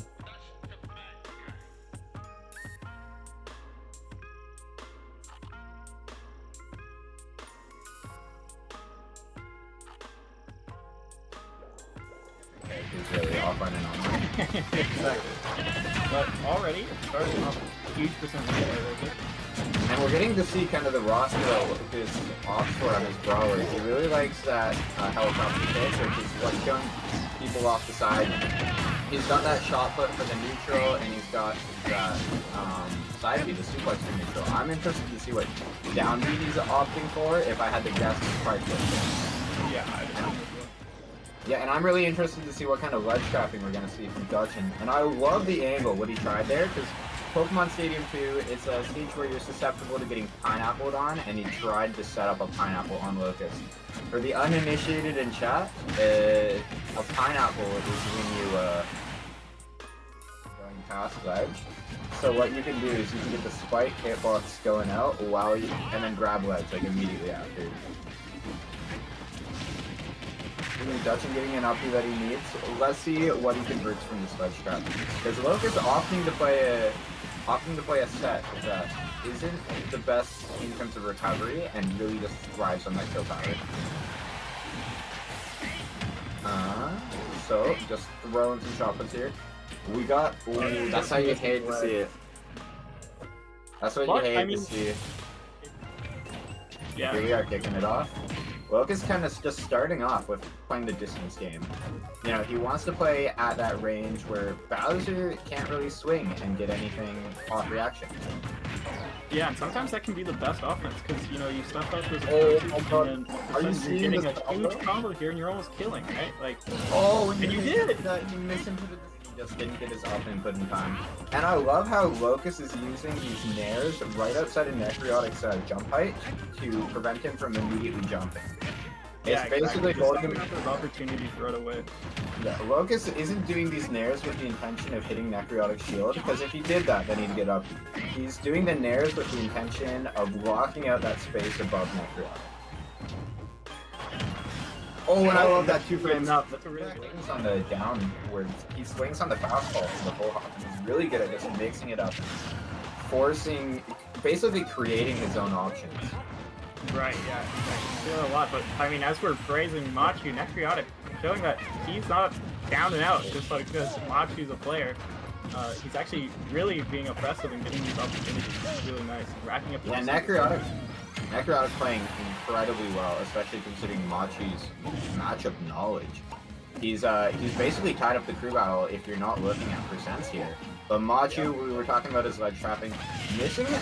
Oh my god, that was so nice. He missed it down. He just has that one move. Yeah. Seems If to you're solve all the Necrotic problems here, until it doesn't. I can't imagine how nervous you are if you're Necrotic here. You know, you want to just take. Oh my god! You want to take one stock and maybe 2 if you can. But you like to put your team into like a spot where things are looking like good for you. You're taking that one stock, and he gets it. And you know, with the potential to get another one, he is playing Bowser. But Machu, really good at getting these roots here. He gets the first one, but it's not killing. Oh, and saving that. Esker in a good position to take it immediately back. Exactly, right? So. But Machu setting up these juggles, and we saw those early percent strings, like, just earlier on in the set. So, ledge trap situation, Eskar's probably looking for... I was going to say Eskar's probably looking for jabs in the corner here, because that'll kill Banjo at this point. Right. Like, catch a neutral get up with a rapid jab, it's over for Machu. Oh, and I'm seeing those disjoints of Kazoo. I never noticed them before until you mentioned it. Yeah. And I love that roll. I think the awareness from Eskar, he was like, nowadays than anything else. Yeah, famous set at Play With Heart, of course. Yeah, and he's found online results with Wolf as well, so he's like, it's not like a Wi-Fi thing at all. Oh, what a tech from SKR. I want to get you. What's And the forward that's going to take it. Oh my SKR, god. clutching it. He gets the stock. He does his damage. That was great. Impressive. And he's still living. Are we going to see 2 false finishes into like getting another stock? Is the dream real? No way. Can you imagine? Yeah. And I like how he used the cannonball to cover the recovery there. Oh, and the up throw. A lot of damage coming out of Junior. Hello, everyone. Welcome back. So we are going to be moving into the penultimate match here, deciding who's going to be going on to the finals with Vicious and Delicious between Hey Guys Look and 4 Horsemen. Some real strong west-ish coast talent, west to west-ish coast. I believe 4 Horsemen is some strong Washington showing, and then Hey Guys Look is going to be mostly the BC area, my home turf there. Although I'm in a different sub-region. For sure. And it looks like we will be starting with Jojo the Hobo versus Machu. So, BC, I know you have a little history with this man in this group. Jojo, Jojo's, I'll say that they're a swing player. You know, we've definitely taken them out. And then we've also definitely lost 9 stocks to them, our crew. So, super strong player, very ironclad, really going to be hard to break through the projectile game they've got there. They're super strong with it. And then Machu, I know they have a Rob, but I've seen their Banjo, definitely kind of a similar situation. Real ironclad, knows the approaches. It's going to be a cool opening match to watch for sure.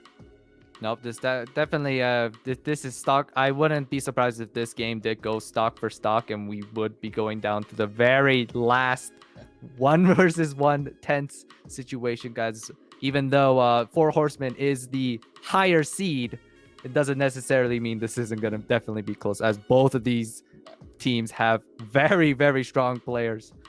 I think this matchup's definitely going to be a lot more scrapes and bruises than sticks and stones. Taking the leads, taking the hits where we can get them, locked super tight. I think we will be seeing... So Machu recently... he recently picked up Hyra and Mithra, but I know he was from... I think since Banjo came out, that was his go-to. But I think Banjo, super strong on Wi-Fi especially. Yeah, we've seen the banjo renaissance ever since the departure. Excuse me. Ever since the departure of offline tournaments here, Banjo really being a character that's been explored a lot more, and with Machu's prior experience moving into that as well, you can definitely see their strength with the character. Yeah, for sure. And those Wonder Wings. Oh, Those Wonder Wings. You get 5 cheat codes a stock. You have 2 different types of Banjo players. I've only seen one, but I believe in my heart, I want to believe there is a second Banjo player. So the first one that I've seen and only have seen is the ones that treat Wonder Wings like they're pennies into the well. Like right from the get-go, 5 Wonder Wings right off the bat. Where'd they all go? But I believe the second one is that you just hold on to it forever and you just make your opponent scared. Well, that's the thing. It's like you just get to pass your brother the controller 5 times a game, or 5 times a stock, even 15 times a game. You might as well just use them when you got them, right? It's so good though, especially like online. It's a lot about just making logical decisions rather than trying to react based on reactions. Because if you try to do it based on reactions, you're not gonna have a good time. Well, and the last Wonder Wings scarier than the first 4 because they're making the choice, right? Every time that they jump at you, you have a little conniption because you're not sure if they're going high or low. For sure, but I think in this matchup, relatively, Jojo will probably be looking to just get those bomb confirms as he was really consistent with them the last time I actually commentated week 3 of the week 3 of the crew battle here. He was just so good at converting bombs into forward air, getting those kills, and just pretty much decimating whoever got hit by that combo. Well, Jojo knows they have all the time in the world, and exactly, they've got those bomb confirms online. Are we seeing a Diddy? It's a Diddy! I'm not sure I've seen it. I wanted to see those pennies go down that well, though. Well, we now have the new threat, the new heart palpitation inducer of Banana and Shield Diddy Kong. So I think we're going to see a lot of patience from both these players just trying to hit their item confirms. Yep. It's going to be the neutralist of neutral stages, PS2. I have never seen anyone not hate this stage, or at least not mind it, but yeah, both players just going to be dancing around neutrals, not really getting anything too crazy, just 1-2 hits, you're neutral, then we retreat back, start the process all over again. Well, and that's definitely what the first halves of these stocks are going to be. Just piecemeal conversions, bit by bit, but then once you start getting to those mid-high percents, that's when both of these characters can pop off and just make the right read once or twice and steal a stock. Yep, for sure, but during these first few percentages, as we're building this up, I don't think we'll see anything too crazy from these players. I don't think we'll see any explosive options as far as we're already seeing Jojo's specialty of just really setting up camp and keeping that screen tight. Machu doesn't have a lot of gaps. They got that opening, but there it is, tied up with just, wow, and even extended with one simple conversion off of setting up that camp there. Yeah, while Diddy does have a very strong neutral game and just getting those hits off, I think Jojo, in the way he plays with and his projectile usage, it's definitely Jojo teaches you a new way of playing his neutral. Oh, it's exactly. Well, and it's Jojo, like we've been saying before, just crazy conversions, and this is staying neck and neck. These players, neither of them can seem to make that breakaway, and we're just getting into that stage where if either one gets that straight projectile, we're going to see something big. No, big monkey flip from Machu, but not doing too much with it. Ooh, good forward air. Oh, very nice edge guard. Just catching Jojo before the start of that up special can trade with any edge guard opportunity there, or option. Well, Machu doesn't really have to be too insane on his approaches now. The onus is now on Jojo to really get something started here. But the forward is going to do it. Jojo does get something started. Really nice pivot cancel out shots. And now we're back to 0-0. We're playing Smash 4 now. Too scared. We gotta get those single hits in. Run away. Rinse and repeat until we get into those juicy kill percentages. For Jojo, it's gonna be for that bomb forward air conversion, and Diddy Kong for those banana shenanigans. Exactly. Scrapes and bruises, just a hit at a time. And it seems that every time one of these players is getting their little conversion, or even a pretty big conversion, there's an immediate answer. These players just have the download on each other. For sure. I'm surprised Jojo, Machu's doing a really good job of just treading through these projectiles, as Jojo has a plethora of options just to keep Machu out, and especially with Diddy, whose only real projectile is banana as the quickest banana thrower as the quickest option. He's doing a very good job. Yeah, definitely. Doing a really great job just kind of interrupting what they can with that banana. And then, I mean, other than that, you're just playing Toho, right? Dodge the projectiles and get your damage when you can. Yep, and nothing too crazy going on. Oh, something could have happened from that banana. No conversion off of that one. But yeah, but both players just kind of, it's just a game of Jojo saying dodge these, and Machu following suit of trying to do his best. Yeah, Jojo saying dodge this, and Machu saying sure. No, but even percentages across the board, as I said, neck and neck, probably all throughout this crew battle. It is just crazy how close this is being kept. I really think that the one stock lead honestly might mean more than you'd expect, just with how closely this is being kept. What? Ooh. Almost huge. Back airs off stage. Toon Link doesn't really have the best recovery. Oh. Just real close. Spaced super well from Jojo. Good challenge coming from him, and yeah, both players now at that percentage where they kind of want to get that 1-2 hit conversion that will lead to the next stock being taken. Oh, no conversion on the banana. Oh, we're seeing just a little bit of spaghetti, maybe some nerves here. We're not quite going to do it yet. Right now, Diddy Kong, this is kind of an awkward percent for Diddy Kong, because I think a lot of things that Diddy Kong has will open there. Oh my gosh. Yeah, pretty much all Diddy Kong's going to have at this percent is just going to be banana into a raw kill, but you got to get that banana close. Oh, very up smash. That'll definitely do it as well. And once again, 0-0 even stocks. Neck and neck, we're playing the 1-2. Neither of these players giving up an inch for more than a moment. But we all know that the game ends once either player loses this last stock of theirs, and I think that's what's really going to build the momentum for whoever wins this one. Well, exactly. Playing as airtight as this, one stock means a lot. It doesn't matter if you take that last stock with 180. Your percent gets reset at the start of the next game, and you're going in with definitely putting your opponent on the back foot. No, it doesn't matter how much damage you take, as long as you get the win at the end, you're starting with a fresh stock right from the next one.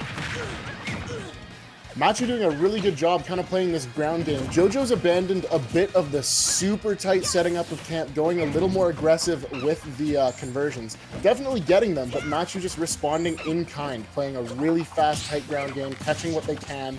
Oh, almost getting a big catch with that monkey flip. Arrow barely stuffing it out. Oh, yeah. Jojo's really fishing for that bomb forward air. Jojo's starting to see red. The vision's tunneling. Oh!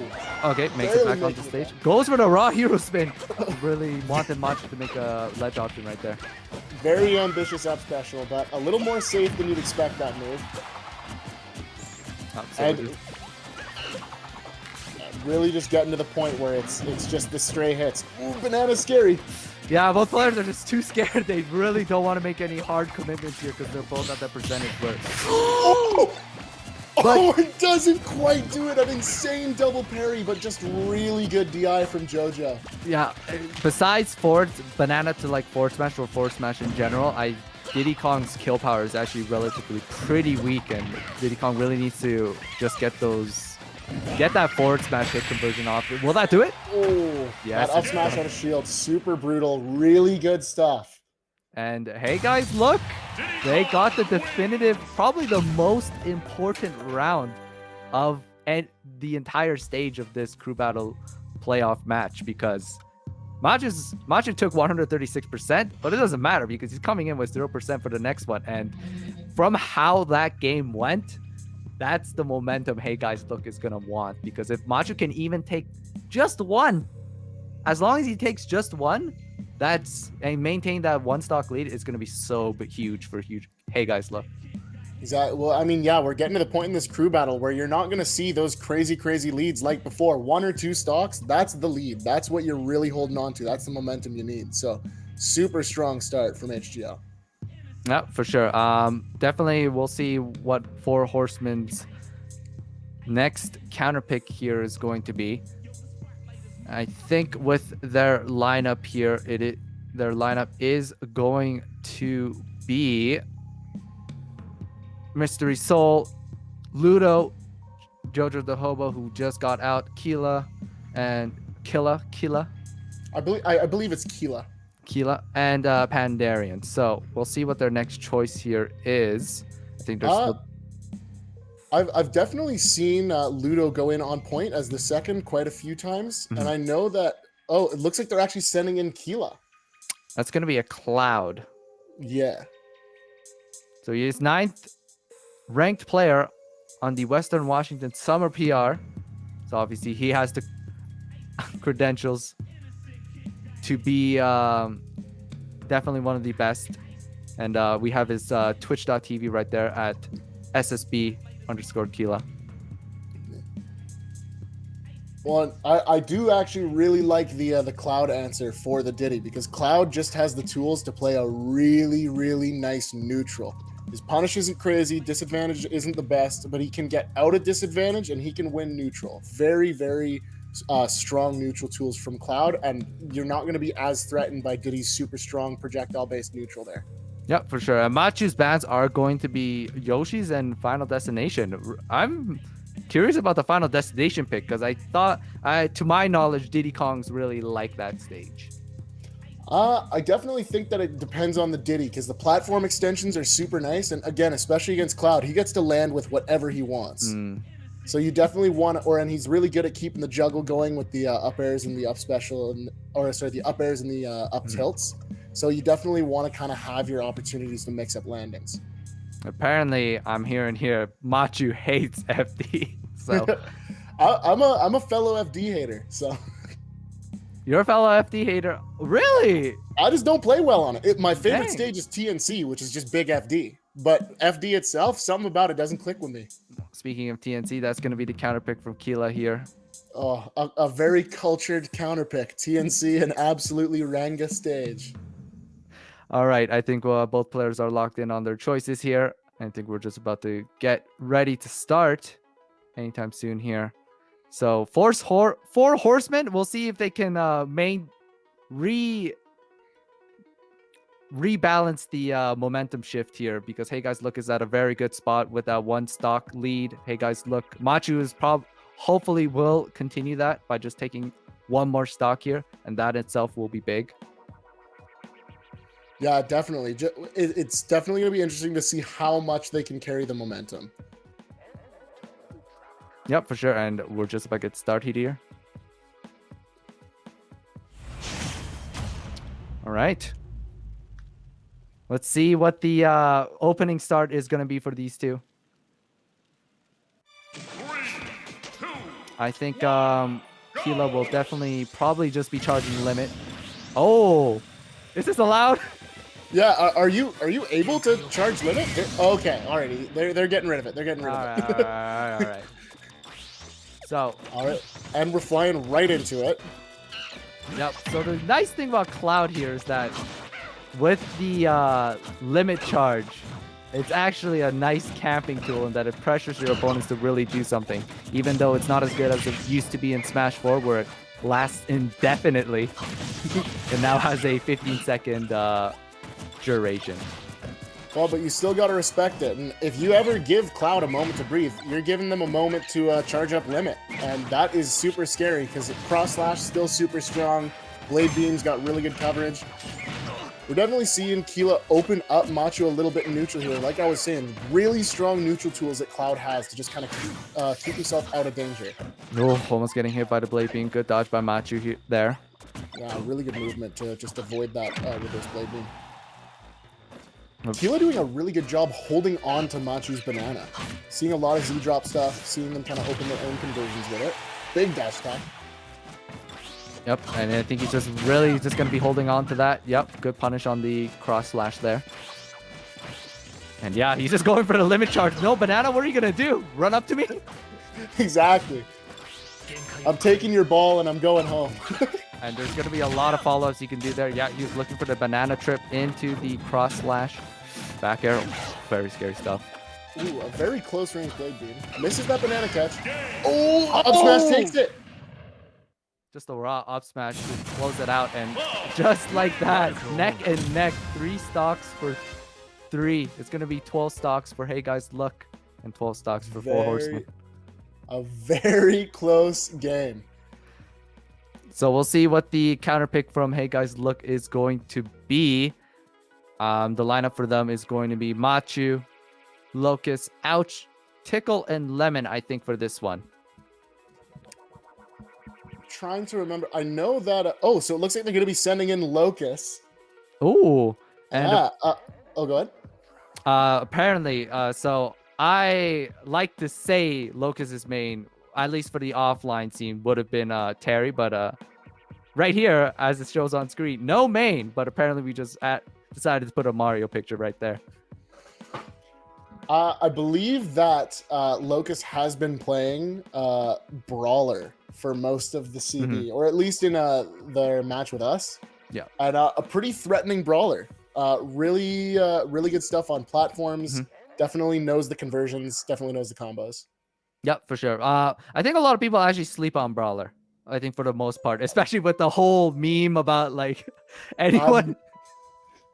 I'm very passionate about this. Since December of 2018, I've been saying Brawler is a sleeper high tier, and people are starting to come around. They're starting to get it. Apparently, the community would say you have no rights then. If you are a me sympathizer, apparently to the community, you have no rights, as they don't. Support me rights. But no, me Brawler is definitely a very strong. I would say he's close. He's not at the very top of high tier. I think what really hinders him is the fact that his frame data in terms of like his grounded moves a bit laggy and a bit unsafe. I think they're like in the double digits, but very, very strong tools in neutral and just good follow-ups, down tilt into whatever you want, into your imagination. Yeah, well, exactly. Like lots of good openings, fast tilts, honestly pretty good kill power, and you don't know what the Brawler's doing until they've showed their hand. Yep, for sure. And while we're just getting ready to set up there, I guess we can take a moment to thank our sponsors here up on the screen right there. Original Joe's, family-friendly food, Canadian-made, casual dining restaurant group. Unfortunately, due to the progression of COVID, they did have to close their restaurants once again. So please support them through via Skip the Dishes and DoorDash, as they are one of our great sponsors and they do a lot to support this upcoming crew battle that we have. But we're getting right into it. Locust is going to go for the Ken. I like this. Oh, we're seeing Locust's Ken. Yes. I think this was... Yep, go ahead. I haven't seen Locust's Ken in a super long time, but I know it's quite strong. Yeah, I think ever since Terry came out, he has been opting to work on that character and dropping Ken, I would say, entirely, for the most part. Well, I know that Locust doesn't like Terry on Wi-Fi, so maybe they got a little more value out of the Ken lately. So, yeah, if you guys don't know or are not familiar with Ken's playstyle here, very explosive. I think a lot of his combos are just like, wait, wasn't I just at 0%? It's in the triple digits for some reason. What's going on here? Well, and with Shoryu as the best kill confirm too. If you don't DI Shoryu right, that move can be stealing stocks at 70%, and there are true confirms. Locust going for a big conversion, not quite doing it, but getting great damage. Yeah, that down there isn't going to find its mark. He was trying to send that man to the... eating the bottom blast zone right there. And ooh, misses to confirm on that. Barely living. Very close. Oh, and a really smart blade beam to cover the ledge. Oh, and that's going to be an untackable situation. Locust really couldn't do much there, but right now, Keela is in a very dangerous percent. All Ken really needs is like one good hit confirm, and that should be the stock. I'm sure you can. Well, and Keela's doing a really good job of staying out of their shield. Once you let a Shoto start hammering on your shield, they're going to do a lot of scary stuff to you, and that's where you can really miss the gaps. Oh, there it is. There it is. There's that Shoryu conversion. As far as I understand, completely true at any percent, right back to an even game. Yep, so definitely the hardest part about Ken is going to be getting in. Yep, Climb Hazard. You gotta make your strings airtight. You're gonna be eating that up special from Cloud there. But Cloud probably just, with his huge range on his regular attacks, it definitely keeps... Oh, forces the air dodge.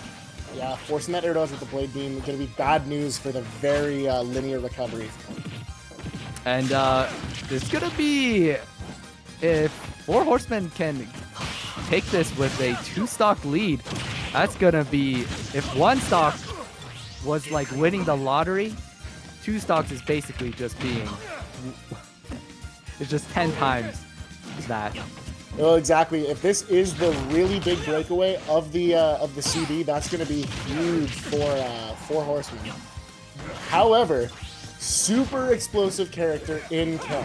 Really, in all honesty, Locust is maybe 4 or 5 super solid conversions away from taking the rest of the stage. As we're seeing there, that Shoryu with Rage, super big time, bringing it to 1-1.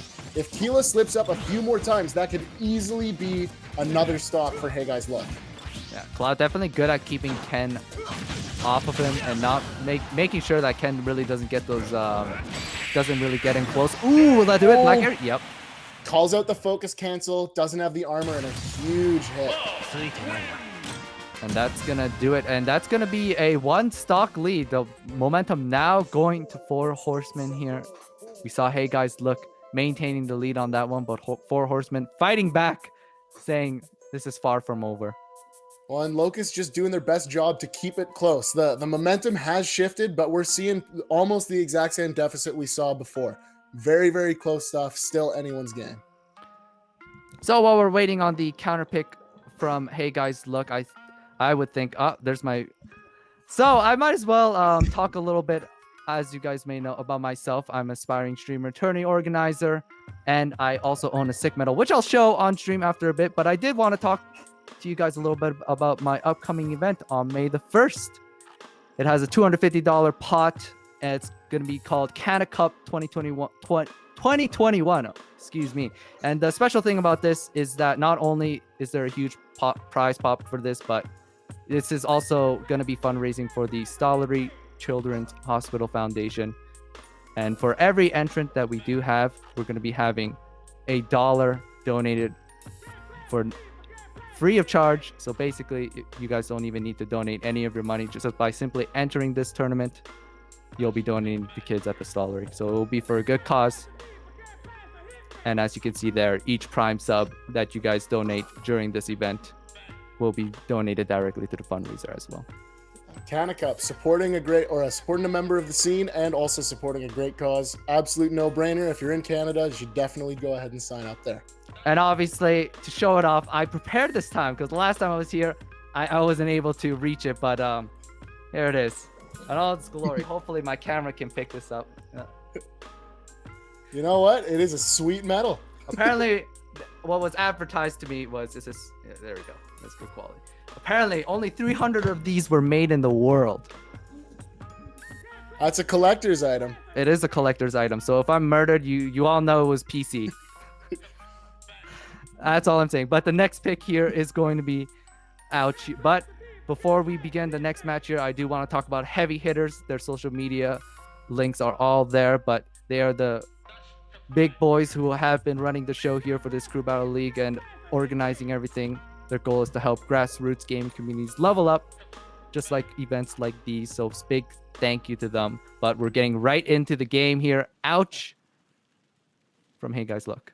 So the last I saw Ouch, he was messing me up with his Ike. Seems that we're gonna have the Roy from Ouch going in. I think that Roy is honestly one of the few characters that can actually overwhelm Cloud's neutral a bit. Cloud wants to play patient and bait you in. Roy just can kind of say screw that and hop straight at you. So we'll definitely be interesting to see how this plays out. No, for sure. I do agree with the Roy pick here. It's just Roy have a notorious stigma for people saying that Roy players see ghosts rather than the actual opponents themselves. Well, But- hey, when you can throw out any move you'd like whenever you like, wouldn't you do it too? For sure. I think that's the greatest strength about Roy is that you can kind of throw these aerials out and your opponent really can't find any openings in them. Keela definitely has been finding the openings though with a really strong start, getting Ouch up to 100. But Roy's got some super explosive combos and just some really hard hits. So it's still really anyone's game. Ouch just needing to hold on and take one stock to even this back out. Yep, for sure. And 81% on the board here. Still not quite enough for kill percentage of what Roy wants, which is going to be that jab back here. Everyone's favorite. Oh, good edge guard. Just going right in there. Ouch, notoriously good at those platform extensions. Did the same thing to me not 1 week ago.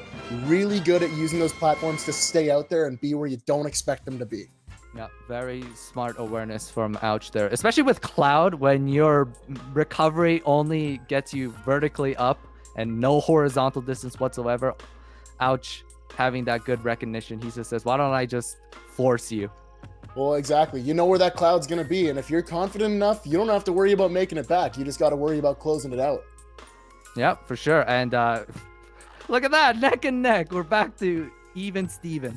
This is one of the most airtight crew battles I've seen in a long time. No one giving up an inch, just keeping it super, super close. So the counter picks coming from Four Horsemen, I think the remaining players are going to be Mystery Soul, Ludo, Pandarian, and I think that's going to be the remaining members because we are 9 stocks for 9 now. Yeah. So we'll, Oh. sorry, go ahead. Yeah, I'm just thinking if I'm one of these crews here, I just want to start kind of creating a lead and making some pressure, right? The skill is even, so I want to start to wither away at the mental game. I'm even thinking about throwing some of the stronger hitters out just to open up the gap and just kind of make the other team sweat. So I'm wondering if we'll see some of the more stronger A team picks coming out here. Well, I'm not sure if we're talking about the same definition of stronger hitters, but we're going to be having Mystery Soul here. And I guess you could say he could play strong hitters. He plays the big bodies, Incineroar, Ridley, Bowser. So, Bowser Jr. actually. My mistake. It's not Bowser. It's actually Bowser Jr. So you got one odd sheep. Yeah, I don't. When you're talking about characters hitting that hard, I don't think you need to use my definition. I think that these are definitely characters that can steal some stocks and just create a lot of pressure. Former Ridley main myself, people like to sleep on him, but he can definitely do some pretty crazy stuff. Oh, for sure. I think definitely Bowser Jr. is a unorthodox pick as well. I don't think you really see anyone play that character much. OKSL's very own SKR, a lovely Bowser Jr. player. Fun fact, SKR is short for Spest Kabowser Jr. So definitely you can see some juniors around if you'll go looking. For sure. All right, so Mystery Soul, it's apparently Ridley seems to be his main with a picture of Ridley being shown there, but I think for this matchup, since he'll be playing against Roy, you can do quite a bit of cheeky stuff here. I would like to see Ridley can definitely edge guard Roy really well with his Nair, so that's definitely one option. Yeah, Ridley can jump off stage and stay off stage, and Roy's got some choice in where he goes with Blazer, but not a ton. And he's gonna have to go to that ledge. If he goes past it, he's taking a world of hurt either way. So you can definitely kind of stay there and create a lot of pressure for the recovering Roy. Mm-hmm.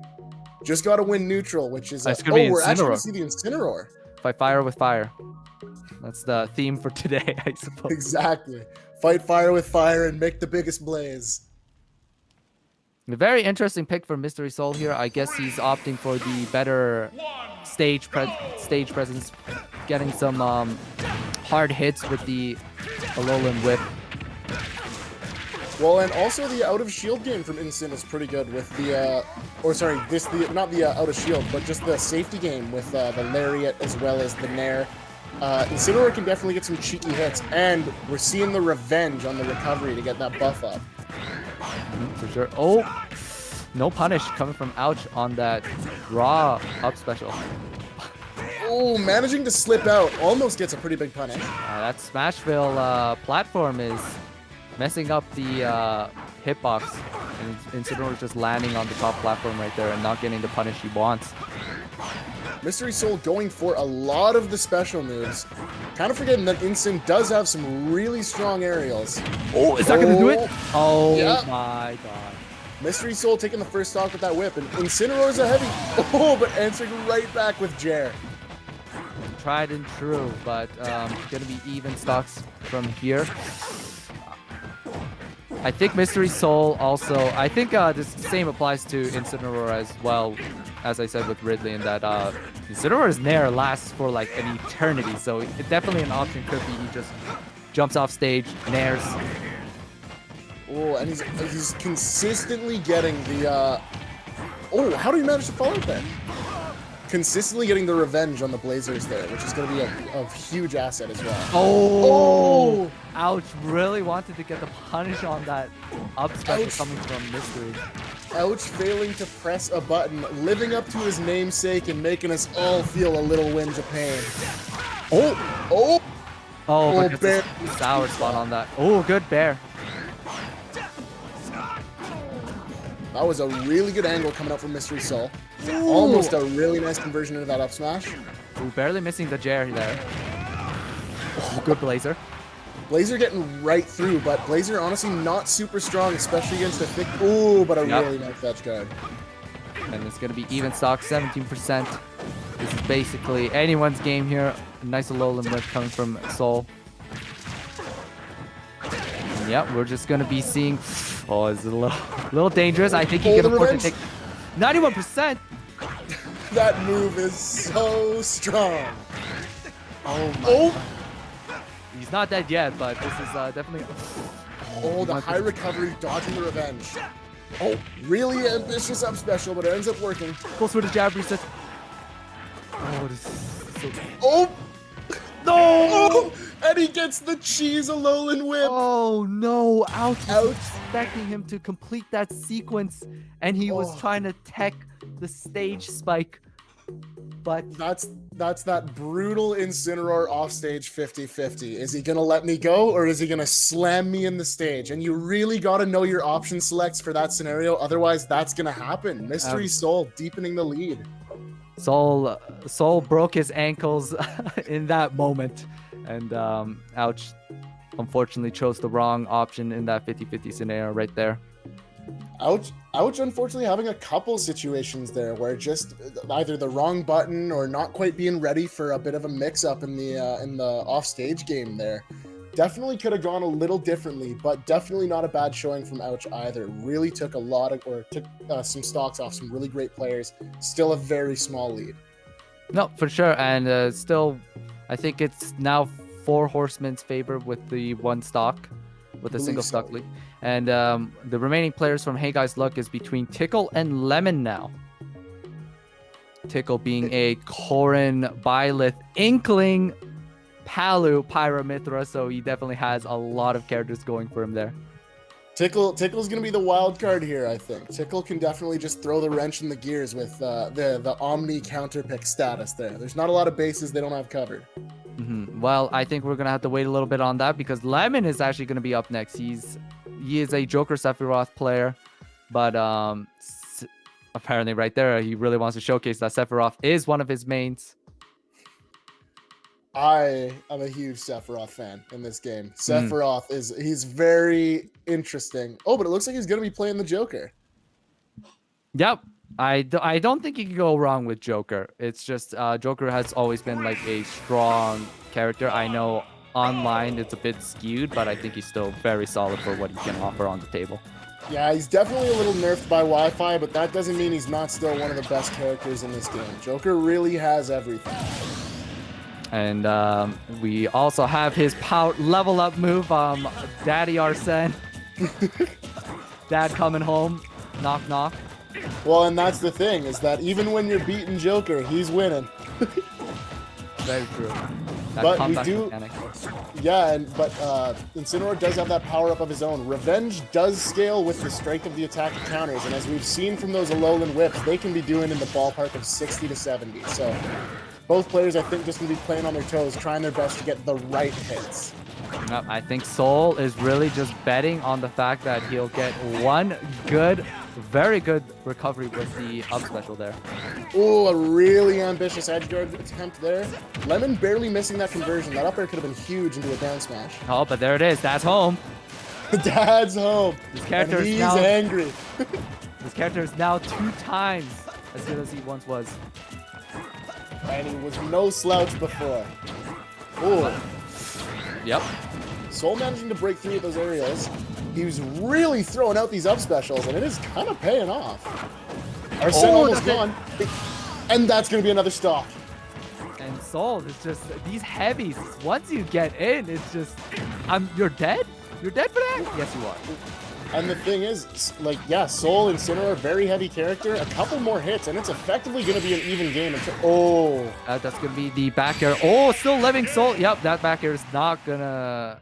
You're not gonna live from that back air from any angle, but no, I think Soul has done his job and maintained the stock lead, and the fact that that is super big, and that Lemon lost his first stock there when he should have lost none of them.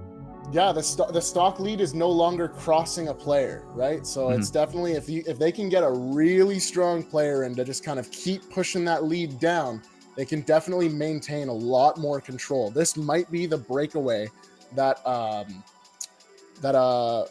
Hey Guys Luck has been looking for. Or sorry, 4 Horsemen. yes, 4 Horsemen. My mistake. No worries. Yeah, it's definitely neck and neck, but definitely when we're getting down the list and there's less players to play, it's definitely that momentum shift is going to snowball even harder from there. Yeah.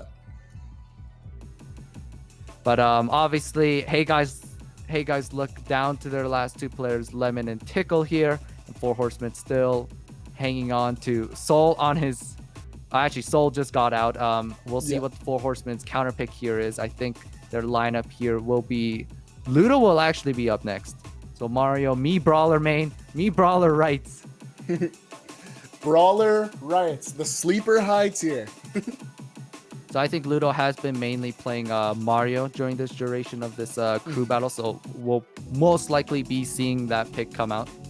And Ludo's Mario exceptionally strong. Ludo's really quick on the reactions, and he gets a download real quick. They know how to really know how to get an opening and just kind of punish super hard and fast. Yep, for sure. So the bans coming from Lemon is going to be Yoshi's and Battlefield. He doesn't really want to play triplats because he's expecting the Mario. If you guys don't know, Mario has insane platform combos in which if you are not familiar with it, you will die at 0%. The triplats against Mario, that's just the stairway to heaven. You're going up. Hey, so if you're a Smash 4 Mario player transitioning to Smash Ultimate, you'll feel right at home. You'll be like, I missed this. It's so funny because when Ultimate first came out, like Mario lost a lot of his bread and butters from Smash 4, and everyone was saying, "Oh, he's not going to be as strong." And I'm like, "What are you talking about? There's so much here. He's hard buffed by the engine." Going forward, we're definitely seeing that. A lot of the old stuff from 4 is still there with just a lot more quick grounded pressure in the new engine. So very strong character, and Ludo plays him very well. No, for sure. And I think Mario in general has just been he's been notorious for just being a all-rounder, like a very great all-rounder. Oh, exactly. Great to learn on, as long as you don't go too much for the cheese. Just not the best at any dang thing in the game, but definitely not the worst at anything either. And yeah, platform extensions. Best at platform extensions. Never mind. And those tacos do be looking nice. Thank you to Original Joe's for sponsoring this event. Every Monday, you can get those tacos for $3 off. The Long Island fish tacos. Anyone who's had them will tell you that they are worth it. Of course, and if you're too Long Beach fish tacos, my mistake. If you're too lazy to go out from the comfort of your chair because you're watching this amazing crew battle, which is about to start our next match, you can order it via Skip the Dishes or DoorDash. But we're going to be starting it on small battlefield, and of course Ludo going for the Mario. So this is going to probably be a very neutral heavy game. I think both players are not going to really be going for anything committal. I think especially with Mario, I think Joker outranges him in that department. So I think Mario's just looking to get in close. Yeah, I think Mario's definitely gonna have to rely a lot on the fireball openings because it's like you said, Joker's gonna have the range to stuff an outright approach. Yeah, Mario is gonna still have access to these platforms though. Up air, up air. You know what comes after the up air? Another one. Well, sometimes in there, sometimes they switch it up. Yep, for sure. But Arsene already on deck. So Lemon is gonna have that huge power spike until that wears off there. Well, but Ludo already doing a good job chipping away at Arsene. Just a quarter gauge remaining, and then once they're there, it's a big fight for Lemon to get it back, especially with a Mario all over him. Especially with the nerfs coming from Arsene's gauge, and that if Joker starts losing neutral by a ton, you'll definitely see the notice of Arsene not lasting as long. Yeah. But both players going neck and neck right now. No, not really too one-sided right now. Good down tilt to the back air. Ooh, good coverage with that neutral air. Yep, that Nair is going Still to in a ledge cover trap. basically every option there. And Ludo just going for, I don't know what kind of up smash that was. I don't think Joker's that fast. It felt like the right one, and who are we to judge the... Ooh, that's an ambitious up special, making it though. Oh, and both players are kind of at kill percentage here. Either up smash from Ludo or just a simple backer from Lemon. Up air can do it as well. Whoa, getting greedy with that F tilt, barely misses the roll. And yeah, both players doesn't, yeah, just Oh! eyes in on the Aha. Aha is gonna take that one. Very, very bizarre. Ooh, the Almost gun like game. him. Saving his jump though, very smart by Ludo. Ludo really needs to take the stock right now. What, 132%? This is kind of a very awkward percent for Mario. He either needs to back air or up smash, but Lemon knowing all too well that those are probably the options that Ludo is going to be fishing for. There's not much else Mario can do in this scenario. Well, and Joker does have those tools to camp, right? Big disjoints, really good projectiles. Good ledge trump. Oh, Very brilliant good. trump from Ludo. Yep, and that's a lot of, definitely what a lot of Mario players have started to do. They especially use their cape to make the ledge jump easier, but no, very strong option to really take those stocks when you know back air is going to take it. Right now, yeah, both players, Lemon on his last stock, he's playing a little bit more passively right now. He doesn't really want to, I think he's just biding his time for Arsene to come up naturally if need be. Well, yeah, once you get the Arsene, like, this becomes a much easier matchup, much easier game for the Joker player. So definitely not a bad call, just playing patient. And they are still racking up the damage on Ludo. Oh, not quite a gun gimp. Really good save on the jump by Ludo. Yep, Ludo knows all too well that Lemon is probably going to be fishing for that cheeky edge guard, but that's home now. Lemon, Ludo suddenly at kill. Oh! A huge call out from Ludo. Oh my, that was a stupendous read coming from Ludo. He just wanted to end it right then and there, and I think he actually got away with. Ludo is still up 2 stocks, or is it his last one? Ludo getting away with murder. A huge call out on that with that forward air to keep it a very nice lead. No, very, very good read by Ludo there. He's gonna be keeping up the momentum, and we are down to our last player coming from. Hey guys, look, there's only one option we have to choose from, and that is Tickle. He's gonna be the next person up. There is no more other options here.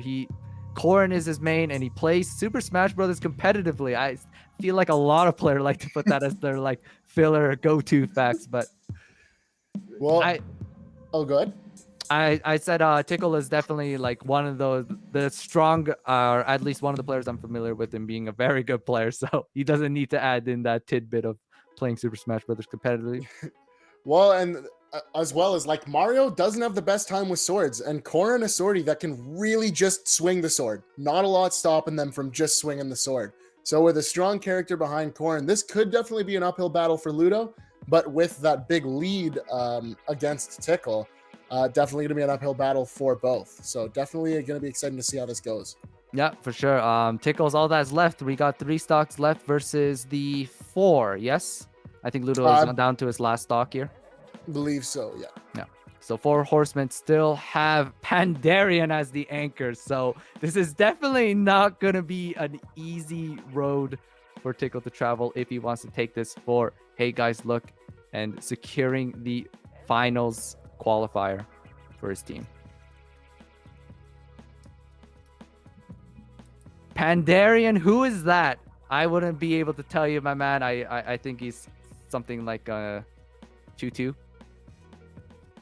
Pandarian. Well, I mean, you can go check the listing on Smash Wiki, and it'll tell you all you need to know. For sure. But we'll see how this plays out. We'll actually see who Tickle is playing. It's gonna definitely be the Koran. And we'll see how this one. See in the corn there. I believe it's a PS2 that we're going to, so a fairly neutral stage, the most neutral stage.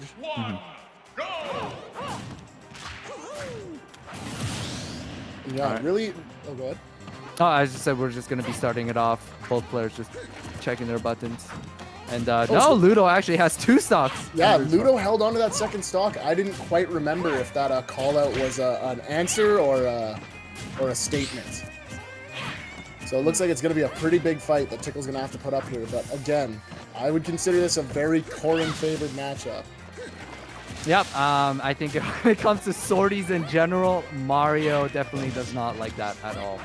Nah, well, and yeah, like I said before, Koran just gets to swing the sword. There's not a lot stopping them from just throwing out those big moves, and Mario's not breaking through that without that projectile pressure.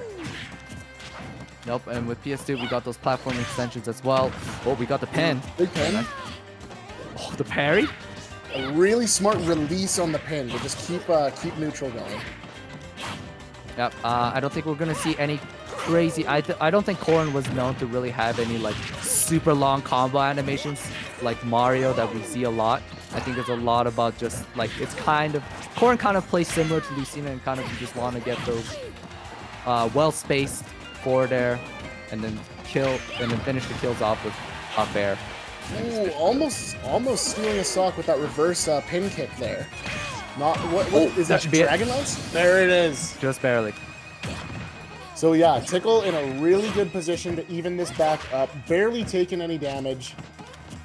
Oh, I might just be eating my words because if Tickle actually takes Ludo's last stock without losing anymore, that's even. That's down to the last member for each.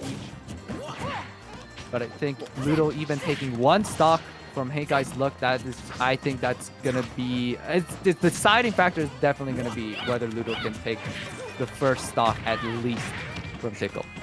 Well, and yeah, we're definitely going to see a lot more openings as the percent on Tickle climbs a little higher. But Koran does have some pretty nasty strings with the forward and up airs. So if they can just start them going, it can definitely start getting an explosive catch up here.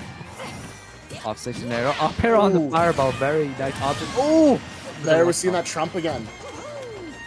But yeah, that's always been Ludo's go-to whenever he struggles to find these kills. But managed to get his opponent off stage. He'll always 9 times out of 10 opt for that ledge trump. Almost taking the man's soul. Almost a serious conversion into the forward air. Just barely holding it. But right now, all of this is just cherry on the top. Ludo has already done his job. If he just somehow loses his stock, that's all right. I think he's given the 4 horsemen the momentum they need to really probably most likely close this out. But if he takes the second stock from Tickle, that is definitely... You're just digging the grave even deeper for Hey Guys Look. Well, and Tickle really just needs to find... Ooh, huge back air. Tickle just needs to find one last opening to maybe still have a shot at the whole crew battle. But if they keep letting Ludo get this extra credit, it might spell disaster for Hey Guys Look. Well, it doesn't matter how much percent Tickle is tacking on right now. All that really matters is that he doesn't lose his second stock. He'll definitely need both of these. If he's left with 1 stock against a high caliber player like Pandarian, it's definitely not looking too good for Hey Guys Look. Good tech chase. Oh, just the up special. Not quite taking it. Very I good. didn't actually know that still worked. Big up air. Resetting neutral. Yeah, both players in a one-hit scenario here. The kick followed by the pin will definitely do it. And for Mario, I think he's just looking for the Electro. There it is. Ooh. Wow, this is now a very dire situation for Hey Guys Look on their tournament stock going into another player after Ludo. while I don't want to make assumptions right away, I think the question now is, will Ludo simply win this for his team to make it qualify into the finals of this Crew Battle League match? Or will Pandarian be left to clean it up for Four Horsemen here? Because Tickle is left to his last stock here. Will that do it? Yes. The upper will be doing it. But is it too little too late? Because Tickle is... he only has a third of his life left. One stock against Pandarian, fresh from the get-go. 3 stocks against 1. That is a steep hill to conquer. Well, truly, it ain't over till it's over, and anything can happen. But given what I do know about these players, it's definitely looking like it's going to be a pretty hard fight for Tickle and for the rest of Hey Guys Look there. Yep, and of course, Four Horsemen is going to be sending out their last player remaining, their anchor, Pandarian. And The they pinch hitter. They are, of course, a Pokemon trainer main. They are ranked 33rd in the PGRU, not just their locals, not their regional ranking. This is the worldwide ranking. So he is 33rd best in the world. We are talking about a world-class player and potentially one of the best Pokemon trainers there is. But hey, if there's anything I learned, any story can turn into David versus Goliath any day. And of course, this just might be Tickle's chance to conquer the Goliath that is Pandarian, the fan favorite. What would you call the opposite of an underdog?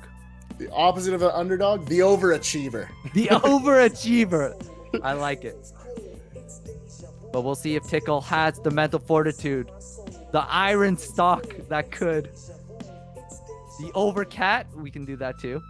Hey, we've been seeing some pretty incredible storylines throughout this crew battle. I'm excited to see the conclusion to this one here. You never know what's going to happen until it's happened. If Tickle wins this for his crew, all I'm going to be saying is that Tickle should have a bigger portion of the pot here. To Hey Guys Look, okay? BC guys gotta treat their boys. Exactly.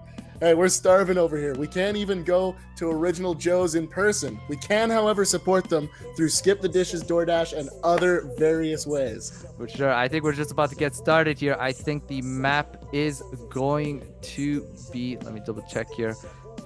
Bands were Final Destination and Lilac coming from Tickle. So I think we're taking it to Yoshi's Story. Yes. Definitely. I think both of these players would like the platform extensions core and obviously liking the up airs, but 1 stock versus 3. Let's see how this goes. Hey, the story's not done until you've written the last page. David versus Goliath. Let us see who triumphs. So Pandarian opting to come out the gate with Ivysaur, not willing to mess around with the close range brawling of Squirtle, just wanting to start with the zoning, start with those big openings, maybe get some of those grab conversions, and we're already seeing huge damage off of that ladder. Yeah, Ivysaur, those platform conversions, up air, up air, up air. Again. Ooh, a big Vine Whip. Tickle answering the best they can by keeping the percent close, but when you're at a 2-stock deficit like this, close isn't enough. We're gonna have to see something huge. The Zard is out. This could be big. Tickle already at 95%, 113%. He's basically just at kill percentage for a lot of options here. Honestly, I just want to see Pandarian go for a Flare Blitz off neutral. Let's see it. Let's see it, Pandarian. Raw Flare Blitz. But he opts for the safe up smash. Not a single stock lost for the Goliath and David. In this timeline, David did not triumph. Tickle, though, putting up a great fight, although we're going to have to award this one to Four Horsemen. Yep, and they will be our second team here to qualify for the finals. And we are only down the last 2. Congratulations to our 2 finalists, Vicious and Delicious, and Four Horsemen, bringing it for their team. And almost finished with this crew battle now. We've started with, I want to say we started with 12 teams? 16 teams. There were 4 16. groups of 3, and now we are down to the last 2. It's definitely exciting stuff to see it all come this way. So you can join us next week at 7:30 p.m. for the grand final and see who really takes home the big bag. 7:30 Pacific Standard Sorry, Time. 7:30 Pacific Standard Time. My mistake. Gotta treat the people who are living on Mountain Tier 2, but you never know, but that's crazy. It's not just BC people out here, okay? But yes, tune in for next week, 7:30 for the big grand finale between Four Horsemen being the overcats. I think that's the term we use opposite to underdogs versus Vicious and Delicious, but it's definitely going to be a nail-biting set for that one. Kanakern, 7:30 Pacific Standard. Oh my gosh, what is that? Is that the Canna Cup 2021 itself? If you guys don't know, I'm hosting a tournament on May 1st. It's going to a good cause for the fundraiser of my local Stollery Children's Hospital Foundation. If you guys are wondering how to donate, you don't even need to give your own money. Just by entering for this tournament through smash.gg, you'll be donating $1 automatically if you enter as an ultimate entrant. And if you live in West Canada, you can also enter Dragon Ball Fighters, which is only locked for West Canada, unfortunately, but you'll be adding $2 there. So join. It will be for a good cause, $250 prize pot, and you'll be helping kids in the Stollery. Surely, this is a win-win scenario. I give you money, you help children. What more do I need to say? There is no decision as a no-brainer as joining that Canna Cup and supporting a good cause and the hometown hero himself, Kanakern. Thank you very much. Like to briefly thank Heavy Hitters as well. Of course, for putting on this show. the very people, their social media right there, but the very people who hosted this fantastic crew battle league, big shout outs to them. They help grassroots gaming communities just like this one, and they level them up with events just like this crew battle. And obviously they have many more events to come, so check their website out for their calendar for any future tournaments that you can be notified about.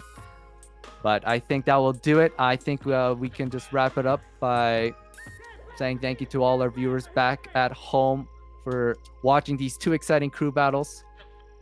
Kanakern says kittens from trees every day. Yes, I do. But I think we will close it out there. But I've been Kanakern, and with my lovely co-commentator here. Been Prince Computer. It's been an honor and a pleasure to host you for this excellent match. For sure. And thank you to our 4 great teams for their performance. And we'll see you guys next week for the grand finale, 7:30 PST. PST, you have no excuse not to be there next week on the Monday. We'll see you guys then.